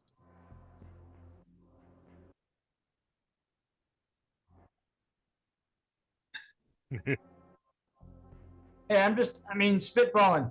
We got a whole shit ton of crates and a pretty big cargo bay, right? Why don't we wall them off behind the crates? They got a little more room. They're a little bit more comfortable. Just a thought. Can we see what they say to the escape pods? The creature kind of looks behind.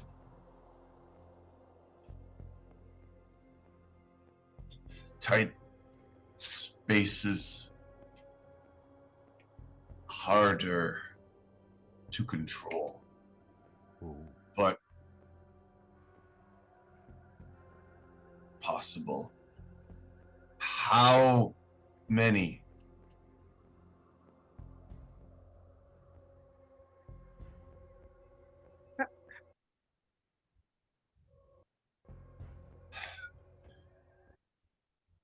Seven.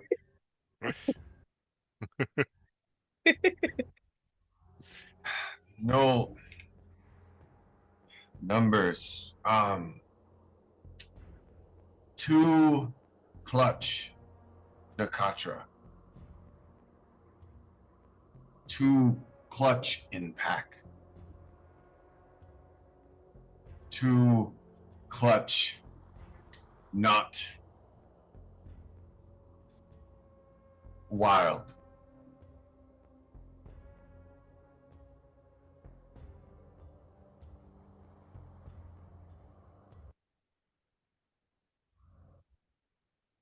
Uh, uh, well, darling, I'm not entirely positive what purses have to do with any of this. However, I'm guessing that Great. this means there are more than just the 3 of you.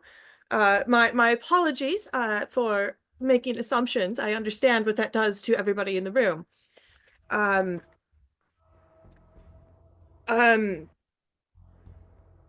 well, we certainly wouldn't want you to be uncomfortable or lose control, heaven forbid.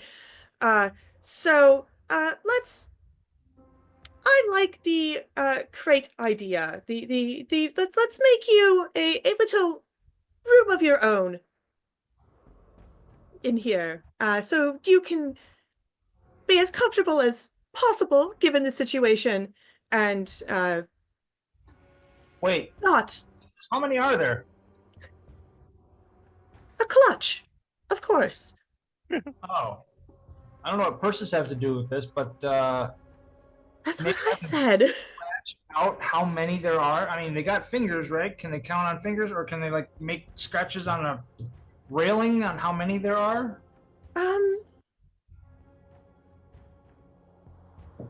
I'm not very comfortable pushing this subject personally. Uh, I think we should just So tell them that Marcus let them guide numbers us. guy and let Marcus figure out how many there are. Darling eldest, possibly, would you mind speaking to this my compatriot, this gentleman over the comm system? He is not with us at the moment, but he can hear everything we are saying. Do you know? I apologize, dearest. Do you know how comm systems work? Oh, cool. My camera died. That's Yeah, I what's can't see going you. on. It's been a little bit. I didn't know something was going on. No, no, I see. I can fix it. I can fix Okay. it. The creature kind of looks at you. No. No. Just ship. Right. Yes. Okay, obviously. Thank you. That helps. Huh. Uh,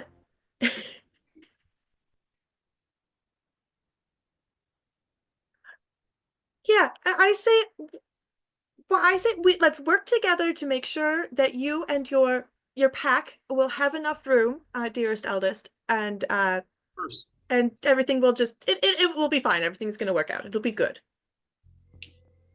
You take us. Yeah. Yeah. You're coming.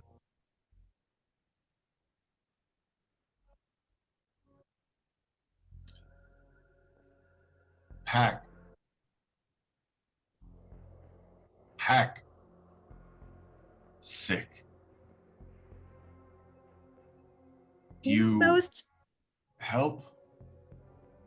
of course, darling. Most on this, most people on creatures, excuse me, pardon me, beings on this vessel are ill. So yes, assistance is going to be provided as soon as it becomes available to everybody. When one is ill, all are ill. I'm sorry.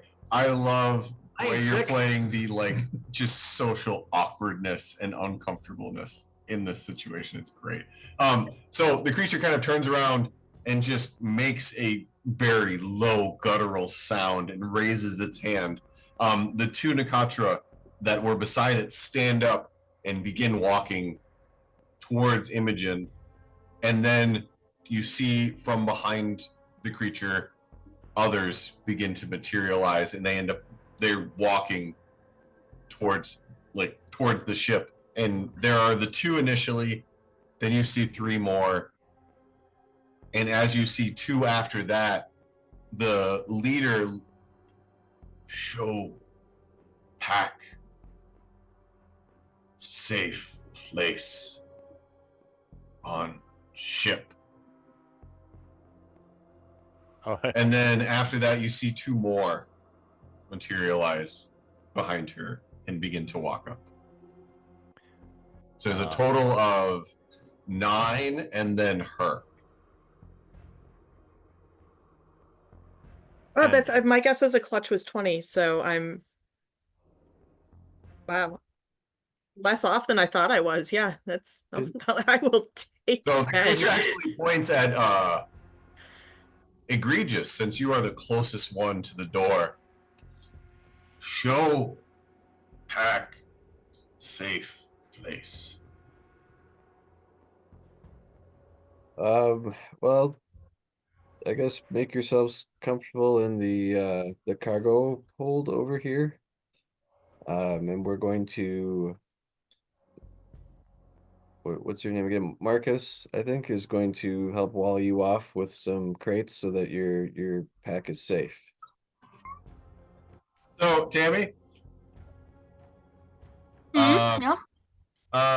OSHA is gonna stand for the Orbital Safety and Hazard Authority.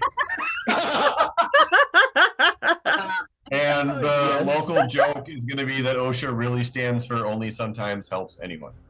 Oh, oh, I love it.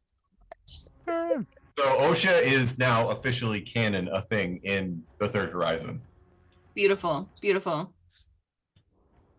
Oh my You know, God. Like it did. bulletins, incident investigations, and basic safety For the love of regulations aboard ships and stations.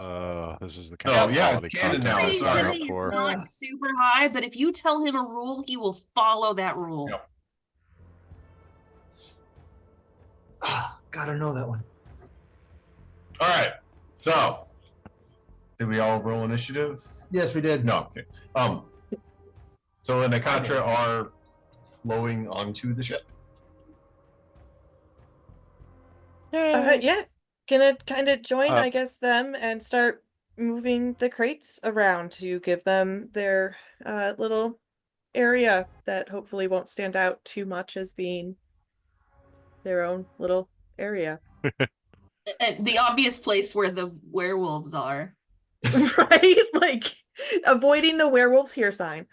Oh, mechanical. They're partially mechanical werewolves here. How If I how remember heavy are the correctly. crates? Are they like big, heavy things? They're like, oh, what did I say? So they're like 10 foot by 10 foot. They take up about this amount of space that 4 people could stand or sit. And are they heavy? Solid. I wouldn't say overly heavy. They're about what you'd expect for a crate of that size. They don't seem to be significantly. They're not noticeably heavy, but they're not noticeably light. I know that's super vague, but they don't really. Nothing triggers you about their weight at all. They just seem like crates that have data pads on the outside. So effective of a barrier they are. At least they're big. They're about 10 feet tall, so they would be taller than the Nakatra. They're not going to be to the ceiling of the cargo hold. Close. I would say the cargo hold's probably 15 feet. Yeah.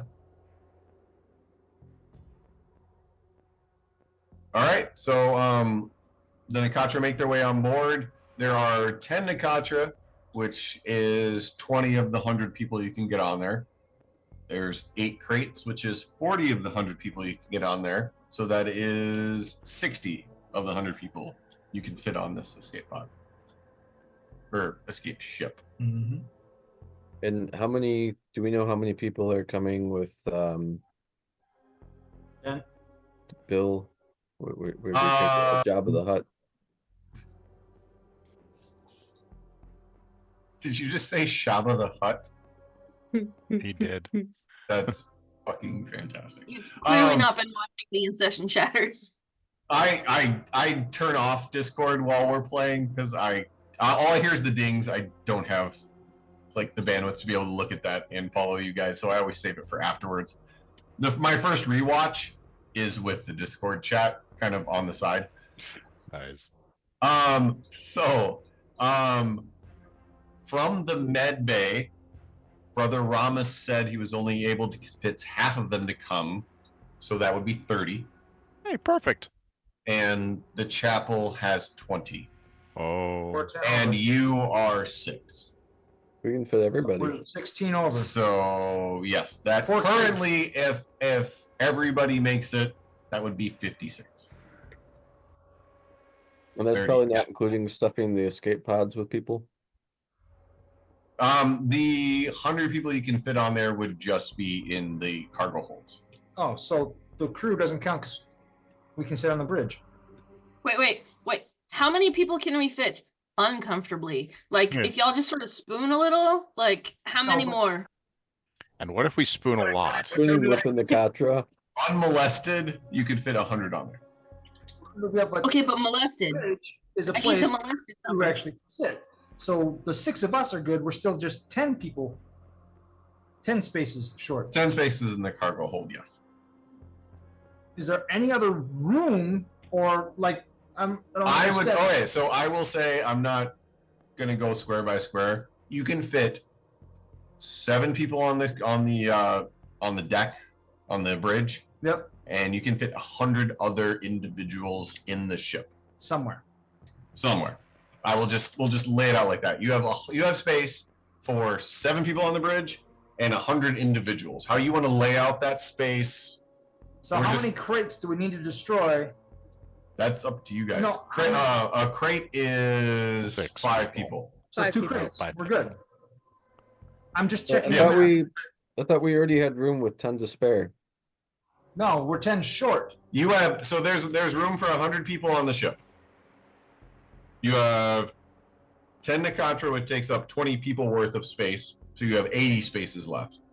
You have 8 crates, which take up 5 spaces each, so that's 40 spaces. So you have 40 spaces left. Oh, okay. We have 2 So, crates heavy. However you want to Or work 10 that, people, who I you mean, want, however- who or what you want on the ship, you have 100 Inhumans worth of space. And from what you have already loaded on the ship, you have 40 left, and you currently have 50 people on their way. Again, Hunger Games. we get rid of 2 crates. That's 2 I mean, crates. yeah. I say we pull off 2 crates, and if 10 people die or get lost on the way here, well, I'm strong and persuasive. It's what I do. I'll just bring them back on. Okay, what if we stack the crates and stack the people? There's not enough room. Yeah, I think Sean's gonna murder you. No, Well, no. you did say the crates were 10 by 10, but the ceiling was 10 feet tall. 15. The cargo space is 15 feet tall, so you do not have room to stack 2 crates on top of each other. But Are the they- people? Are they cubes? The peep. Damn it. No, they're rhombuses, so there's no stacking them at all. Damn it, the rhomboids. They get us But I every mean, time. are they 10 in each Yeah, direction? we'll say they are cubes. We'll say 10 foot by 10 foot by 10 foot. Yeah. Were there any dwarves in the group from the med bay? You do not recall seeing any dwarves in the mid bay. No. Dang it. Well, there's 5 feet of extra space on top of the crates. We get. I hate all of you. No. 100 people in the space. That's it. Done. If you're going to stack people on top of the crates, the ship is going to magically get smaller. You miscalculated. What if we remove some limbs? You don't need these arms or these legs. Yeah, we toss out like 4 legs, and that would give us another person. Even Dent is voting we get rid of the boxes. I'm not gonna lie. Dent? No. This has Yeah. Stop. This is not speakerphone. Yeah. Maybe some people die on the way. Yeah. Good luck could happen.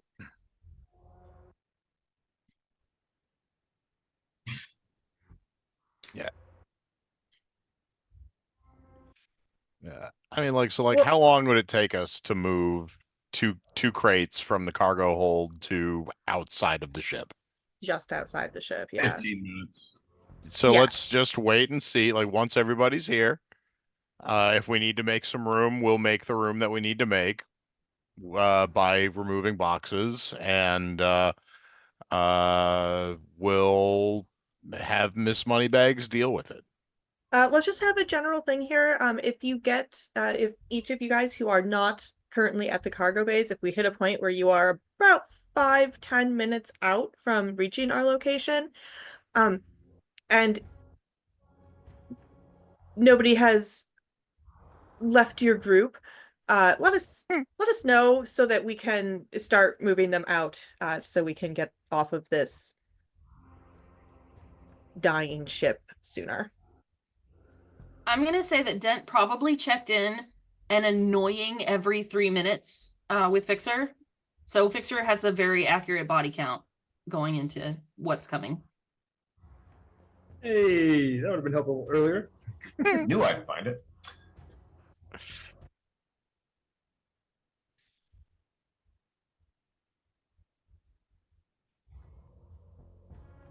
Guess we don't need them anymore, right? Who needed exosuits?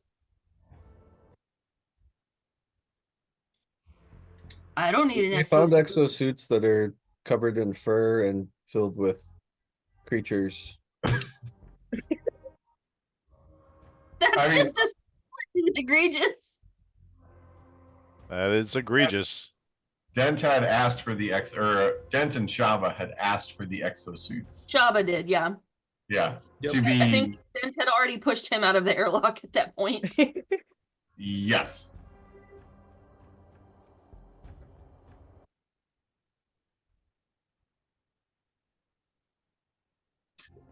All right. I will say by this time there is 11 hours left because an hour has passed. Dent has successfully gotten all of the people out of the chapel through the void of space and into the airlock on the ship and have begun making their way back. Again, it Not would take. back. Hey, Was that? not back to that other docking station.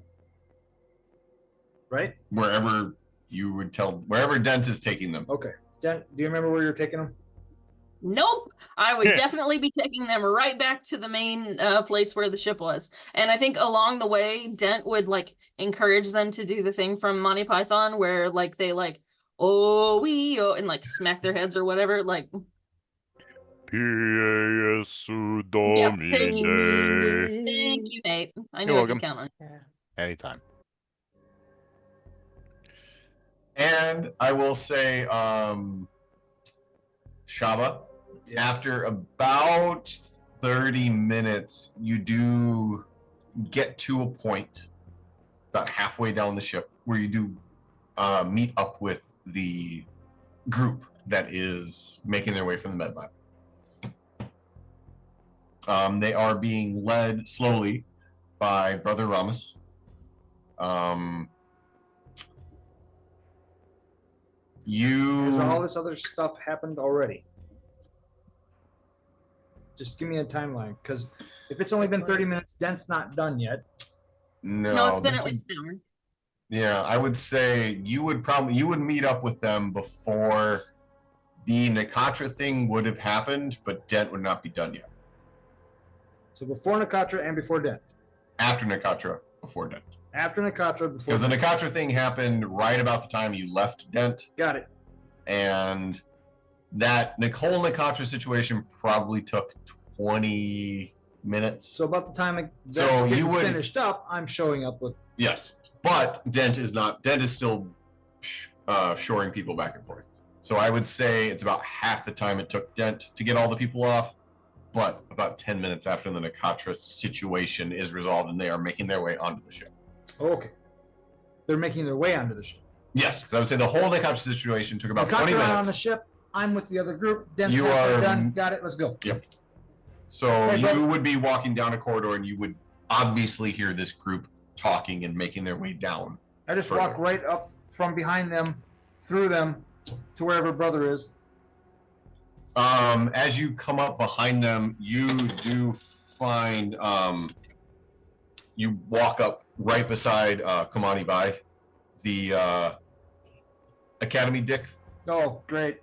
And as you walk up by him, he looks at you. He pulls up the pistol that you gave him. Yep. Kind of points at you and goes, I take it back since he's handing it to me. I need if you're going to grab the gun from him before he pulls the trigger, I need we will do a dexterity check. You mean agility, right? I'm just. No, well, dexterity takes from agility. So your dexterity is 6. 1, 2, 3 of them. 3? Oh, okay. It's a critical success. Never mind then. Then yeah, he does kind of lift the gun, and you just reach out, grab it out of his hand, and then just twirl it in your finger and put it away. Thanks. I was looking for that. If you would have not gotten a critical success, you would have had to roll for a whole breach. Oh, because the gun would have gone off. Good to know. But it does, and he just looks startled at you, and then you see him like collect himself. Where have you been? Who invited you? And then I keep walking. As you walk by him, he goes, "It's your fault." Sounds good. All right, so you make your way through. Up to the brother. Is this everybody? He starts, and like his hands go up to protect himself, not in combat, just to protect himself. He goes, You said you weren't. Nobody was coming. Lots has changed. We can move a little faster. We don't have to be so quiet. You said you weren't coming. If we knew you were coming, we would have waited. No, it's good that you didn't. It's good that you did not. We need to keep moving as quickly as we can and get on the ship. It's not good. What's not good? He points back at the people. We've lost 6. Hey, Tech. You got a time check for me? How much time do I have to burn? Haha.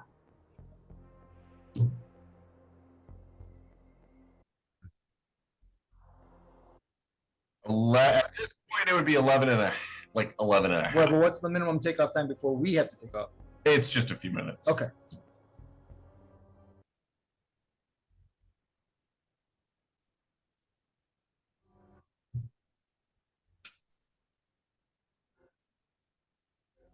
Brother, can you get these people that are still mobile to the docking bay without any problems? Or to the ship without any problems? Knowing that the way between here and there is clear. As long as those creatures don't come back, yes. Knowing that the way from here to the ship is clear. You can get them there in a timely fashion.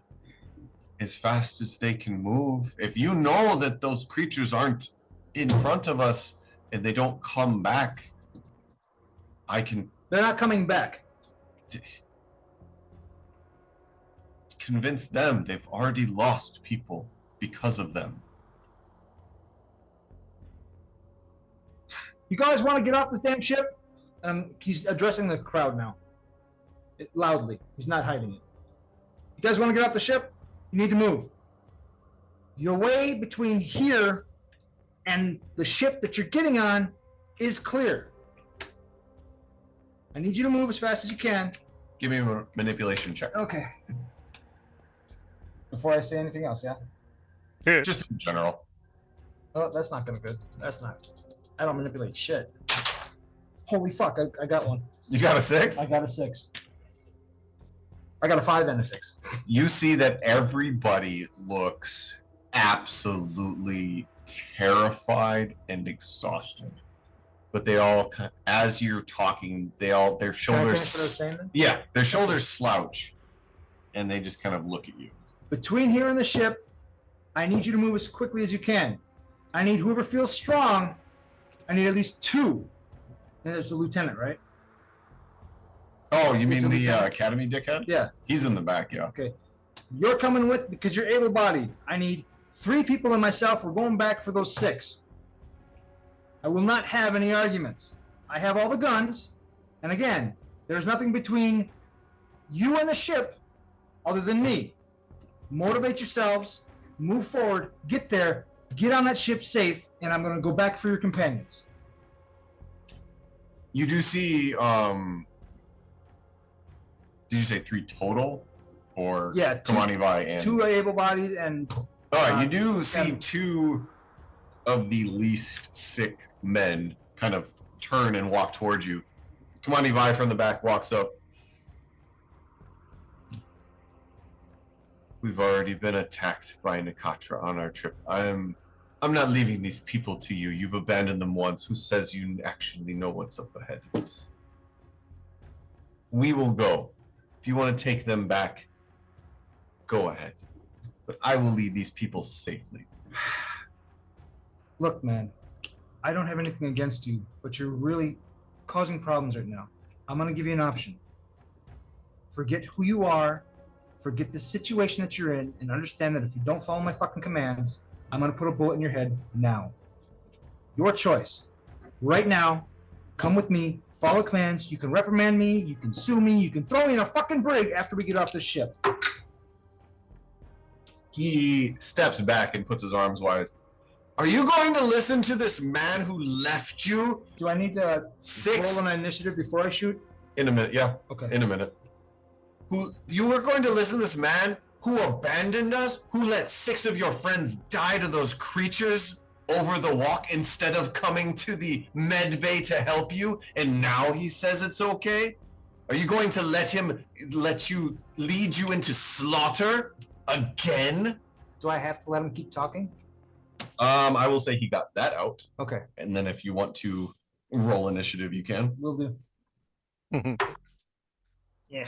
Wait, I get to roll twice and pick the high one because we go high first, correct? High first. Okay. So I go on a 5. He has a 4. Okay. So you can go first. The pistol that he gave me gets pulled out again, and I fire 3 times. Go ahead and roll. I'm assuming it's close range? Or short range? Short range, yeah.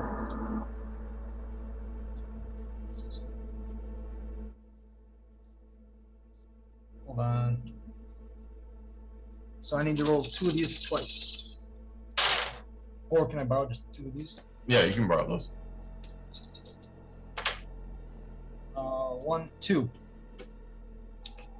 I rolled. Ah, damn it. I rolled 2.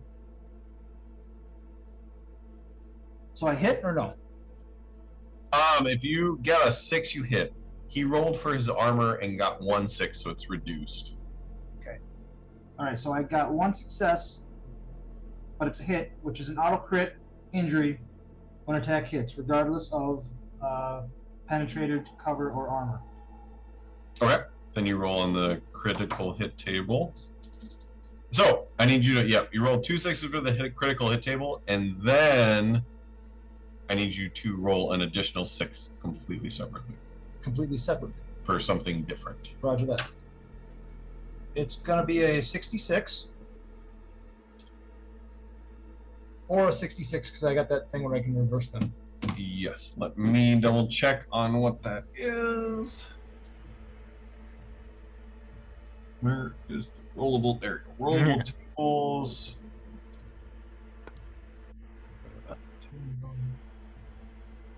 Critical injuries. All right, a 66 is a crushed skull. Oh, I need to roll another 6 still? Hmm? You said I need to roll another 6 regardless? Yes. So he has a crushed skull.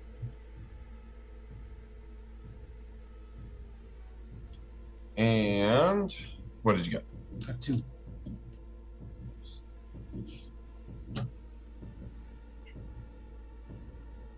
It's there somewhere.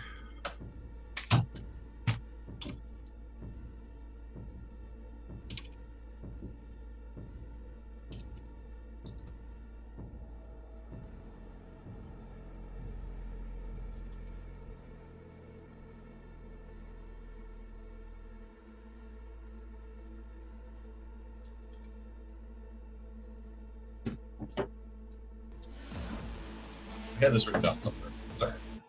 So first, I will say that as soon as I get this back down. So you shoot twice. The first one hits the side of his helmet, and just like you see the helmet crunch inwards. You hear the crunch of his skull, and the force pushes him against the wall, and he just drops, completely dead. You fire twice. The first one hits the skull. The second one actually hits his breastplate, ricochets off, and hits the wall. And I need to find the explosive decompression table.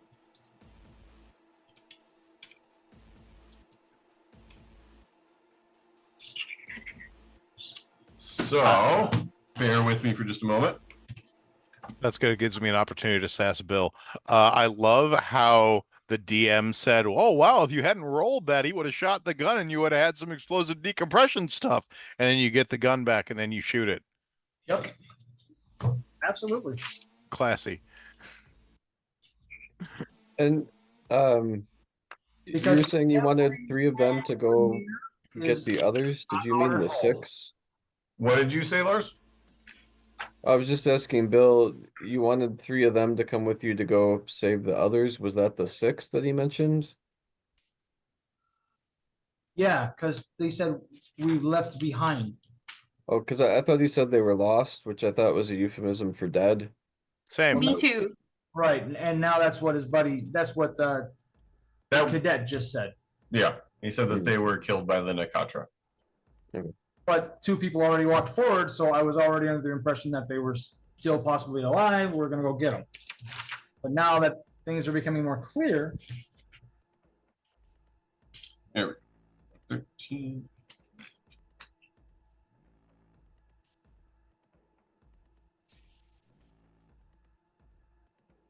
Is it just me, or is this session becoming really just a shining example about the importance of clear communication?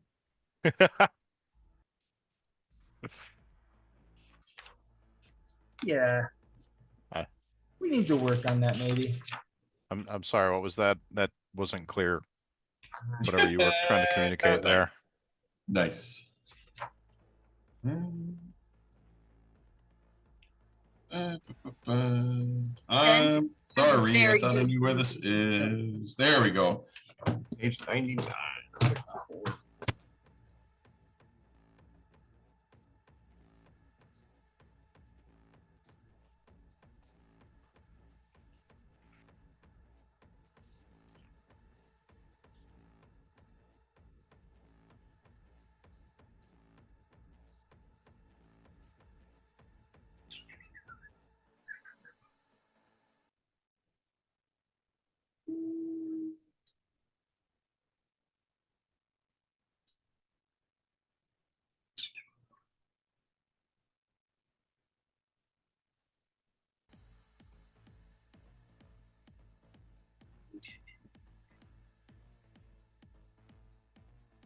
Like to lodge a formal complaint. If we're in the middle of the ship, how is it explosively decompressing?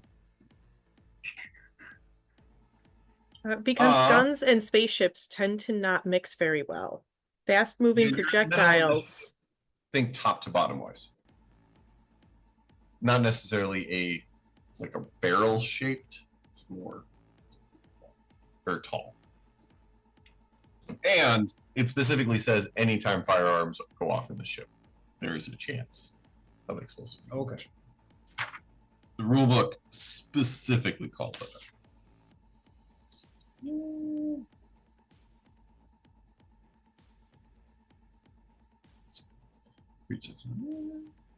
Feel longer.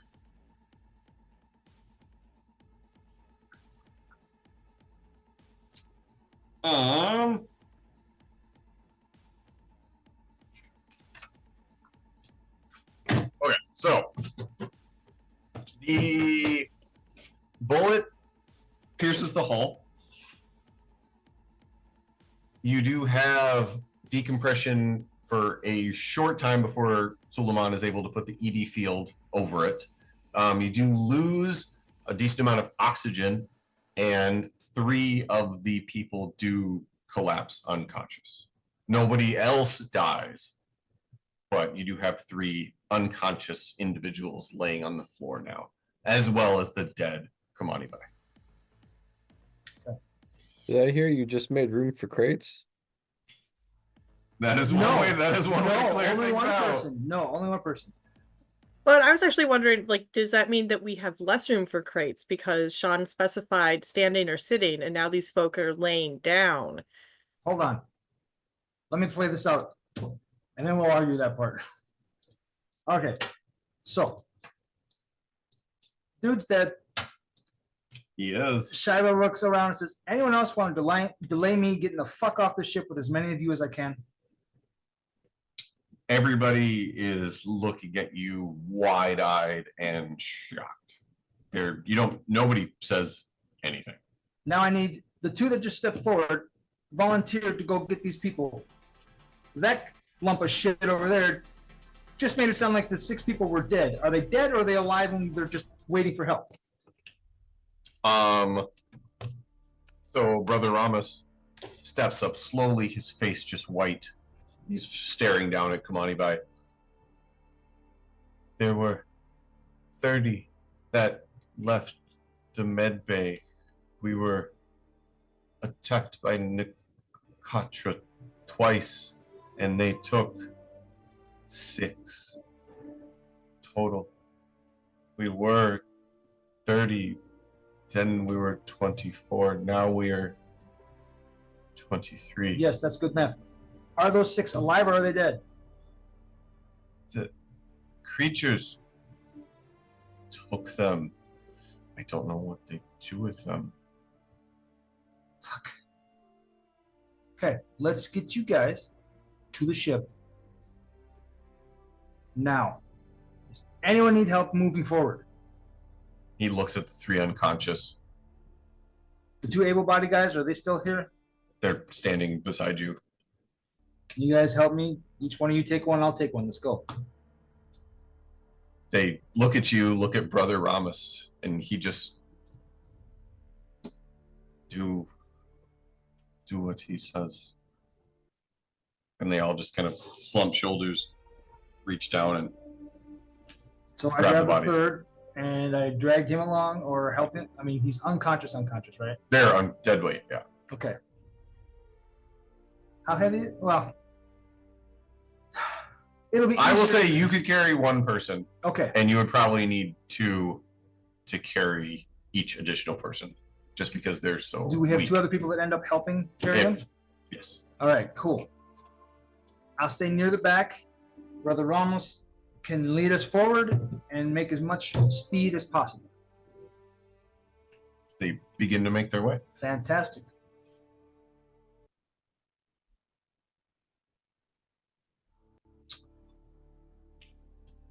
A beer. That would be great. Can you guys see if there's a beer somewhere on the fucking ship? And oh, Cadet so-and-so will not be joining us. And we've only got 20 people coming. 23 people coming.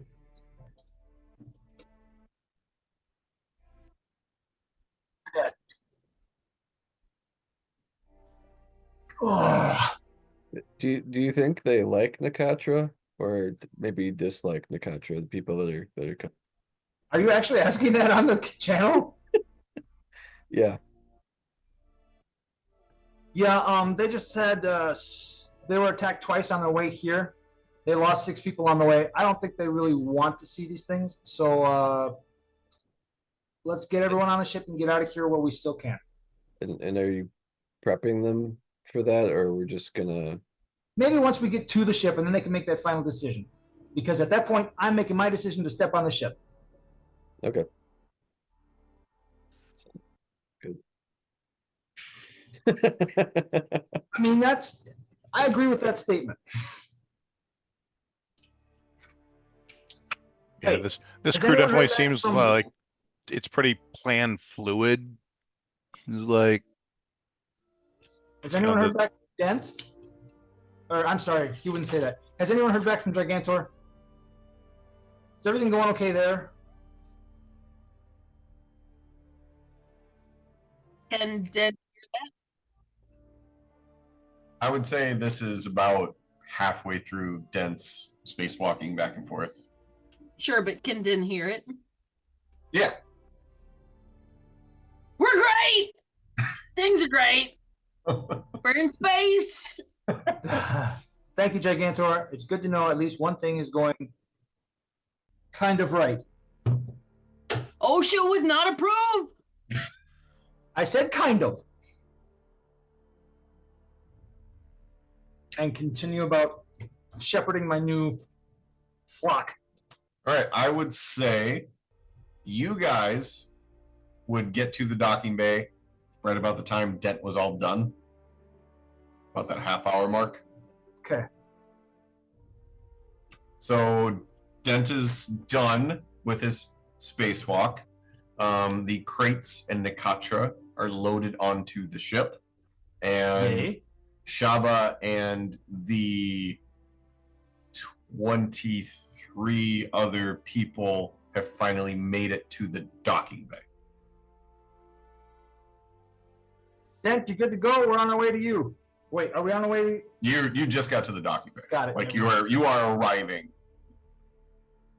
as Dent is. So Dent, you are like all your people are done now. Yeah, So we can do that first. You got everybody out of the chapel into the ship proper. What are you doing? I'm clearly carrying the still tied up, really pale, weird, weepy guy under one arm. Forgot about him. And just sort of like walking towards the last place I saw, the good ship, and kind of humming a little tune. All right, so Dent is making his way through the ship as you are arriving at the docking bay with your people in tow. Hey, while I was picking up these, this is on comms open channel. While I was picking up these people and bringing them here, they said they were attacked by Nikatra twice. Is that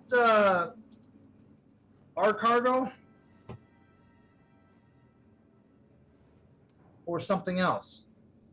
We can certainly ask. Please do. Before Den starts walking away. Hey.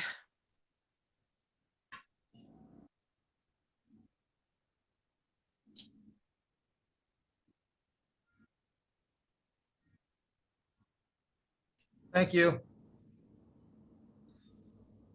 Okay. So Marcus and Imogen make their way around to the little crate corral where the Nikatra currently are. Marcus would be like, all right, Imogen, you seem to have a bond with these folks. Why don't you double check yeah. they didn't kill no folk? Yes, certainly. Elder Sassy, may I speak with you a moment, please? Speak. So we are in the process of gathering some other humans to come join and escape this death trap here. And they mentioned that they had been attacked multiple times by creatures such as yourselves, obviously not like you. Similar. Just wondering if you knew anything about that? I love it.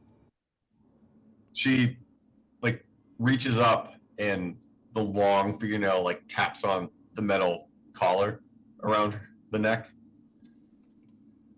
No master to control. Not all listen. Some make their own path away from pack. Can't control them. Oh, darling, say no more. I understand entirely. There are always those unfortunates who just simply cannot do what they are told. It's very sad. I'm so sorry you have to deal with them as well. Uh, Lost. so, Not us. oh, of course not you. Naturally, obviously. I apologize. I did not mean to imply. Certainly. Thank you. Thank you very much. I apologize for intruding and disturbing. Thank you. Please carry on. So we walk away, go back on the comms, like, okay, so it sounds like something happened. They wear control collars, and I'm don't something in the crash or somehow those are misfunctioning. And Aldous Sassy only has control over these ones. There are probably, well, she said there were 2 clutch on board. She has 1 clutch with her. So best guesstimate, there's going to be 10 of these guys wandering the ship total that are not in control, not being controlled. So you may still encounter some more. Good to know. We're right around the corner from the bay. We're about to be there. Just it's us coming down. Don't shoot us. Get these people on board. Hey, Gigantor. Yes. You want us to come to the docking bay and come get you first, or that nearer airlock, and come get you first before you start wandering around? Apparently, there's a lot more hostiles out there still. We're good. We're going to the ship. You're going to the ship now. Oh yeah. Okay. As soon as I get these people on board, I'll come help just in case. Oh, good job getting more people. That's very impressive. You should be proud of yourself. I will give you a sticker when you get back. I will I treasure like it. stickers. Me too. See you soon. Okay, bye.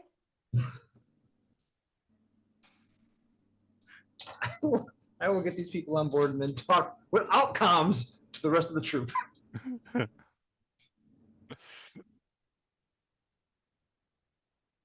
Okay.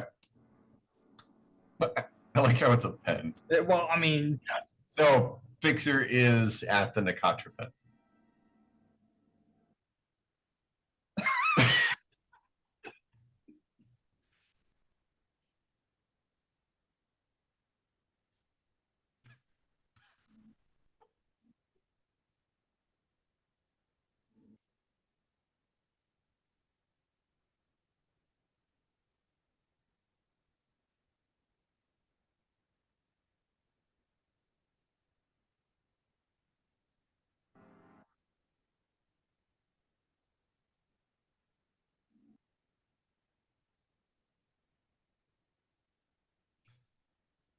I love it.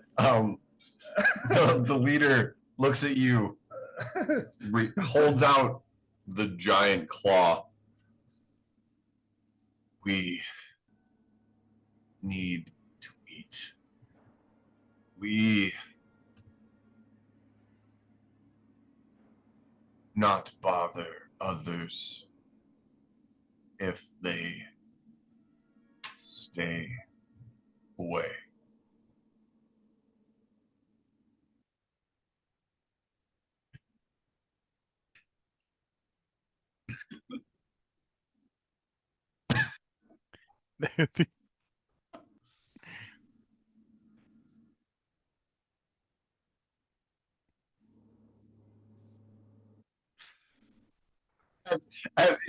As you put the space MREs in its palm, it looks at you. Leave. Quick. Be safe. Soon. Soon. And then kind of turns around and starts bringing the MREs back to the rest of them. That's beautiful.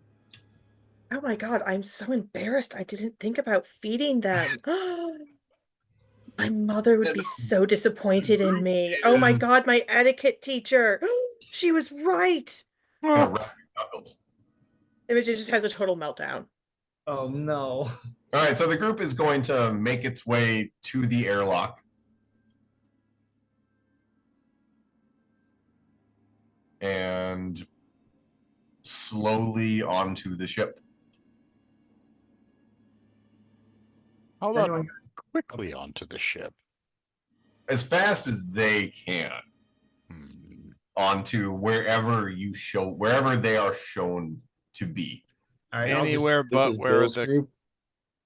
This is Bill's group, yeah. Yeah, I'll just say it overcomes. Someone's gonna take care of these people and make sure that they don't go past the crates, right? Oh yeah. Okay, cool. I'm gonna go try to help Dent rally the last of them, and then we'll get the hell out of here. Yeah. Yeah. Okay. Okay. All right, so go ahead, Marcus. How, like, with the number of people that we have now, do I have a feel for how many, like, do we have, like, what, one crate we need to get out of here? So 20 people worth in a Katra, so 40 people worth of crate, that's 60, so you had 40 spaces, you just got 23. So that gives you 17 more spaces.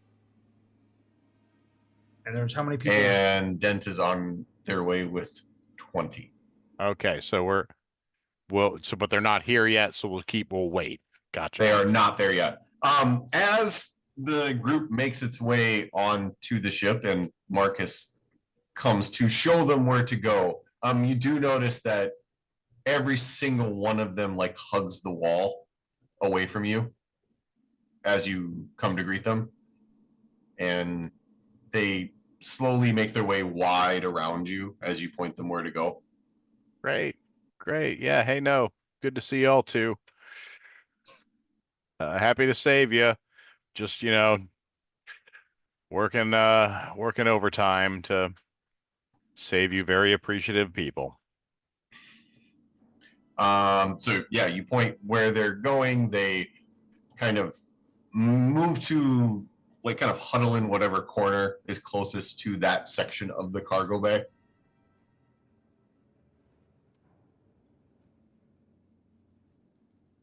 All right. Well, just, make sure you all stay nice and cozy. Let us know if you need anything, and don't go near the this wall. There are valuables that might radiate you. All right. So as soon as you point to the wall, the wall of the pen, as soon as you point to that, they, as fast as irradiated people can move, they flood to the very opposite side. They're like staring at you, flooding to the opposite side, and then back into the corner. Great. Do they by any chance like flood on top of each other? Like They don't save any space, no. Well, that could have gone worse. Well done. Yeah, it did. It didn't go worse. Dent's not here yet, but if he was, he would literally be looking at these people going, if y'all would lie down on top of each other, we could fit so many more. There would be so much room for activities.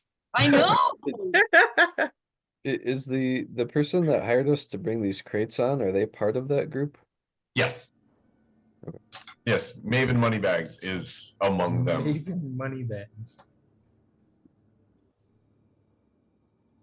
Names are not very subtle around here. Is she also being weird chicken shit? She is in the midst of the group. Being a weird chicken shit? Acting as the rest of the group is acting. Okay, cool. Noted. Well, hopefully she's being too chicken shit to notice that we may need to get rid of a crate or two later on. She's probably as you look for her, you do find her. You find her acting exactly like the rest of the group. You do lock eyes with her. She looks at you. You see her eyes flick over to the crates, kind of run over them, look back to you, and give what you can tell is a half-hearted acknowledgement. Okay. But her body language does not stray from what the rest of the group is doing. Okay. All right. I'll leave her be. Oh, is there anything anybody else at the ship would like to do?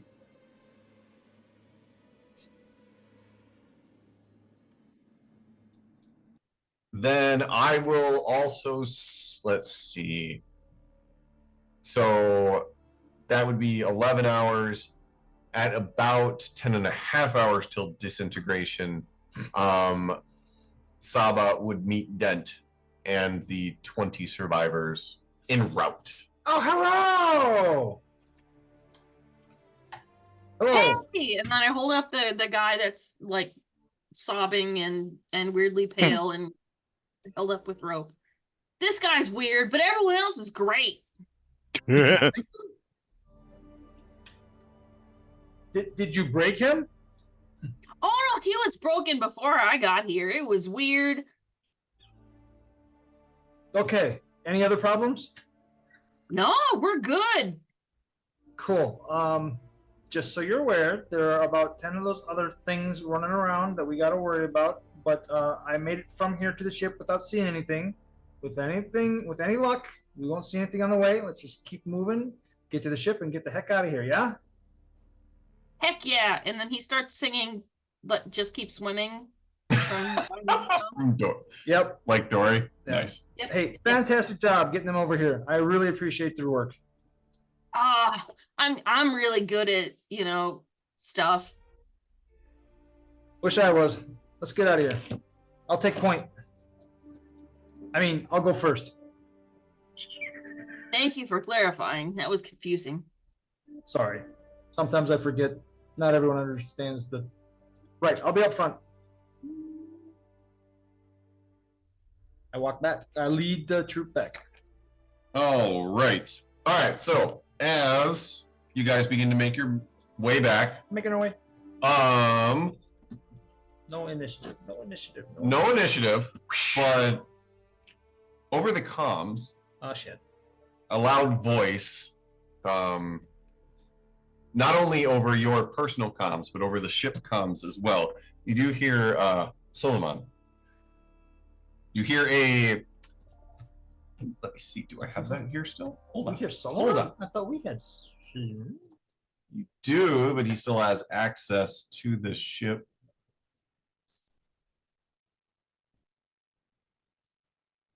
Second to do it. That's not gonna do it. Oh well. You hear two quick blasts of the alarm that you had heard when you first woke up. And then you hear Solomon's voice. Attention. 4 minutes ago, the reactor experienced a coolant malfunction and repeated attempts to shut off the reactor inside. The reaction inside the core has failed. The time until catastrophic reactor failure is estimated at T minus 57 minutes. I repeat, catastrophic reactor failure in T minus 57 minutes. Based on how fast we've been traveling, how long is it going to take me? Solomon, based on how fast we've been traveling, how long is it going to take us to get to the ship? About a half hour. A half hour.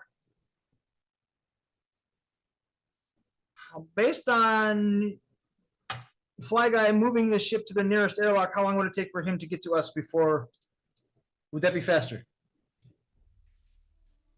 You would have to ask Fly Guy. I did, I guess because it's become relevant now.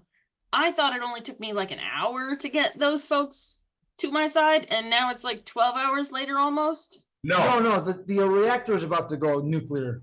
The ship is still falling towards the sun at the same rate. It's just that the reactor has now decided it's going to blow up.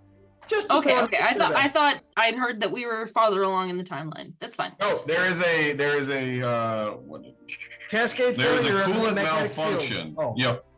Coolant malfunction, and there will be a catastrophic reactor failure in 57 minutes. This is completely different than the disintegration from the sun. Yeah. Was that a darkness point thing? Nope. No, that was planned. Look at him. He's smiling. See There's that? no smiles. Yeah, that was a smile. Yeah. I am just here to see what y'all do with the situation you are presented. Well, I can't. I mean, shoot- everybody who watches Star Trek knows that as you're falling into a sun, systems start failing. Yeah. It's every fucking episode where they fall into a star. You just need to invert the reflector dish and everything is fine. Yeah. Okay. Yeah, find- repolarize the shields. It'll be great. You guys can do that. I'm getting on a ship with the people I can save and get the F out of here. I'm done. Right. So other than continuing forward, is anybody doing anything, reacting to this? Did we all hear that, like on the ship? Oh too? yeah, it was over everybody's individual comms as well as over the ship's speakers. So everybody heard that. Think of Aliens or Alien, the first one, where Sigourney Weaver's, or no, the computer is saying something about attention. You now have 15 seconds to reach minimum safe distance before nuclear catastrophic detonation. Shava you have a communicator, right? Sure do. So Roger I hop on my communicator. How many people do you bring in with you? 20 still, correct? Yes. Okay, we're gonna 20. need to make room then.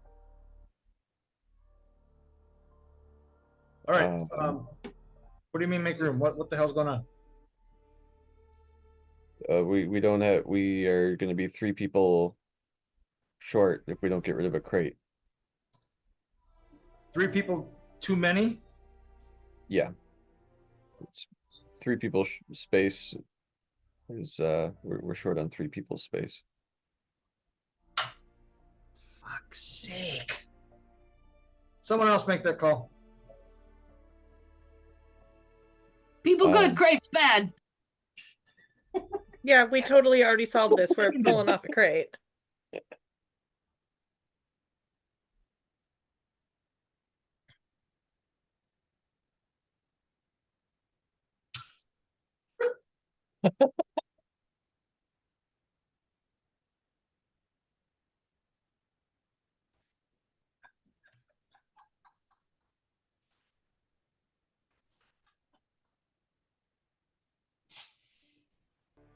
You could sell it as, hey, you won't I- fall into the sun and burn up. Roll my eyes like he's absolutely joking. We're removing a crate. Nobody has to volunteer to stay behind. Ha ha. Volunteer. Nobody volunteers, but everybody starts freaking out. There are screams, there are people pushing each other. It's beginning to fall into disarray.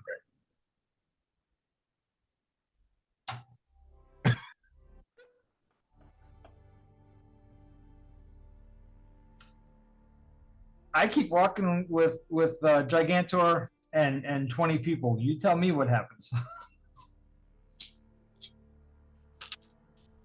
So sorry, I didn't realize I was muted. So assuming people are still going nuts, like do I would I have a method to kind of speak above the din? Either like yell loud enough or tap into comms. I would say like you would have the ability to tap into the comms of specific parts of this, like the trade ship. All right, so I'd like tap into the comms here and just like be like, hey y'all, hashtag impassioned speech about calm the fuck down, otherwise I'm going to find 3 of you who are panicking the worst and kick you off the ship. Like, all you have to do is calm down, help me move. Like, you don't even have to help me move. Like we've got like Imogen and I, we've got the exosuits, yeah. So, Yeah, like, as far as I know. So it's like, y'all chill and don't make it complicated for us to get this crate out. Or we're going to do something easier than move a crate. Give me a manipulation check. Please. Make it good. All right, so my manipulation, I got a 3. So it's manipulation plus what? Empathy? Yeah. All right, so 8 total. Whoa. He is a he is a face. Very nice. Yeah. What would I just say? 8d6. Roll. Negotiator. 2 6s. So as you're talking, everybody, like, the din gets really loud and then begins to calm down. And you do see Brother Amos kind of like walking around to everybody, looking at you and kind of like trying to not only calm everybody down, but like push them back. And he keeps looking over his shoulder at you. And like, you get the sense that he is trying to put himself between you and the people as he calms them down. And then the noise begins to go down, and he turns around and puts his arms. We're listening to you. You don't need to send anybody out. Good. I don't want to have to do that. So glad we're all listening. Glad we're all calm. I'm gonna move this box, huh? Whatever you need to do, just let them stay. Of course. Move the crate out. Okay. You move the crate out. Just takes a few minutes. There is nothing happens, Sweet. and the Big McLarge Huge and Shaba arrive with the 20. Judge. And you get to the docking bay unmolested. Quickly now, everyone on board, please.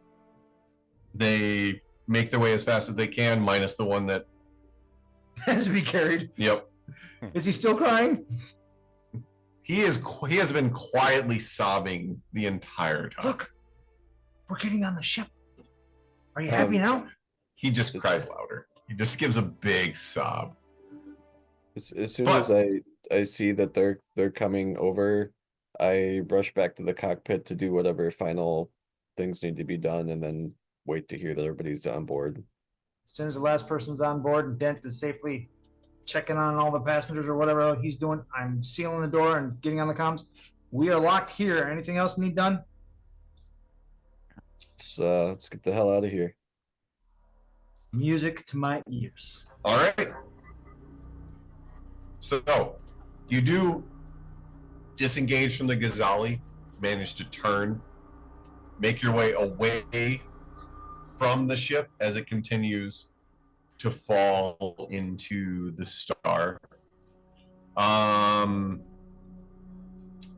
Where would you be heading?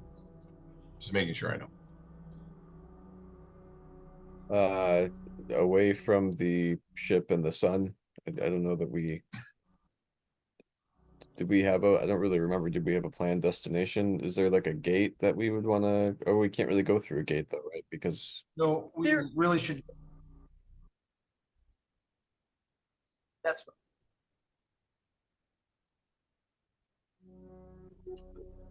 All right. As you make your way away from the ship towards Hammurabi Station, like I said, it is about a 13-hour trip. There is a mixture of relief and general unease among the people that are in the cargo bays. But as everybody calms, your group makes their way up to the bridge. Everybody sits, takes Gunner's a breath. seat. Gunner's seat.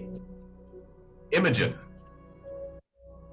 you lean back in your seat and close your eyes, and very quickly fall into a slumber. Makes sense. And It's been a very exhausting day. It has. And as your eyes fall closed, the darkness you see behind your eyelids begins to change. You see stars, a field of blackness dotted with stars, and then the stars above you fade into darkness, a suffocating, silent black that you feel threatening your life, threatening all life, all hope. The flickering light that remains only serves to emphasize the vastness of the void. The rock that the solidness you feel on the ship beneath your feet begins to change subtly at first until it is uneven. You feel it as though you were standing on a boulder, a stone. It is cold below you, scarred by thousands of quiet collisions as if in deep space, itself a remnant from a larger collision eons ago, light years away. Stardust begins to cover your body. Your breath, which the endless hunger of space should be ripping from your chest, hangs in clouds in front of you, crystallizing on the cold surface of the rock. The stone rotates slowly, held captive in orbit around an alien planet. The planet enters your view, greenish blue under heavy gray clouds. Your rock keeps rotating and the planet disappears, darkness enveloping you once again. When the world below returns, you see raging, eternal storms plaguing the surface, and a single black monolith protruding through the clouds, reaching for the stars. Lightning seems to be emanating from or converging on this lonesome sentinel. Suddenly, the storms subside, only to explode in a single violent discharge seconds later, releasing a lightning bolt headed directly at the rock you stand upon. The stone shatters into dust, falling out of orbit and disintegrating as it enters the atmosphere. You hold on to one of the larger fragments, clawing at the frozen rock under your fingers as they begin to bleed, black bubbles of blood falling onto the stones. You have arrived at your journey's end to face the icon's judgment, but you find that you aren't alone. A small child floats next to you in the burning cloud. Boy or girl, it is hard to tell. It fixes a serious gaze on you and speaks, but you can't make out the words. You cry out that you can't hear anything, but the child only smiles. Its voice suddenly reverberates through your head without moving its lips. Everything will be all right. The clouds below you part, and the planets green and blue stun you with their beauty. The stars have returned from the darkness above you, bright dots of hope in the night. You suddenly know that the child is all right, and let go of your rock. Instead of falling, you softly enter a low orbit around the planet. Serenity fills your soul as you hear the stars sing to you, a transcendent, primordial symphony. As your eyes dart open and you see the bridge again.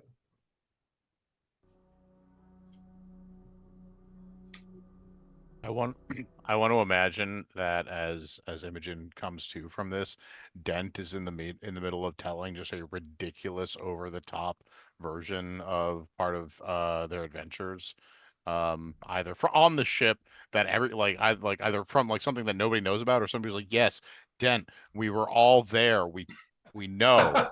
But do you know? It's like, were you there? Yes, I was. Are you sure? But did you see? Did you see with eyes that had sight?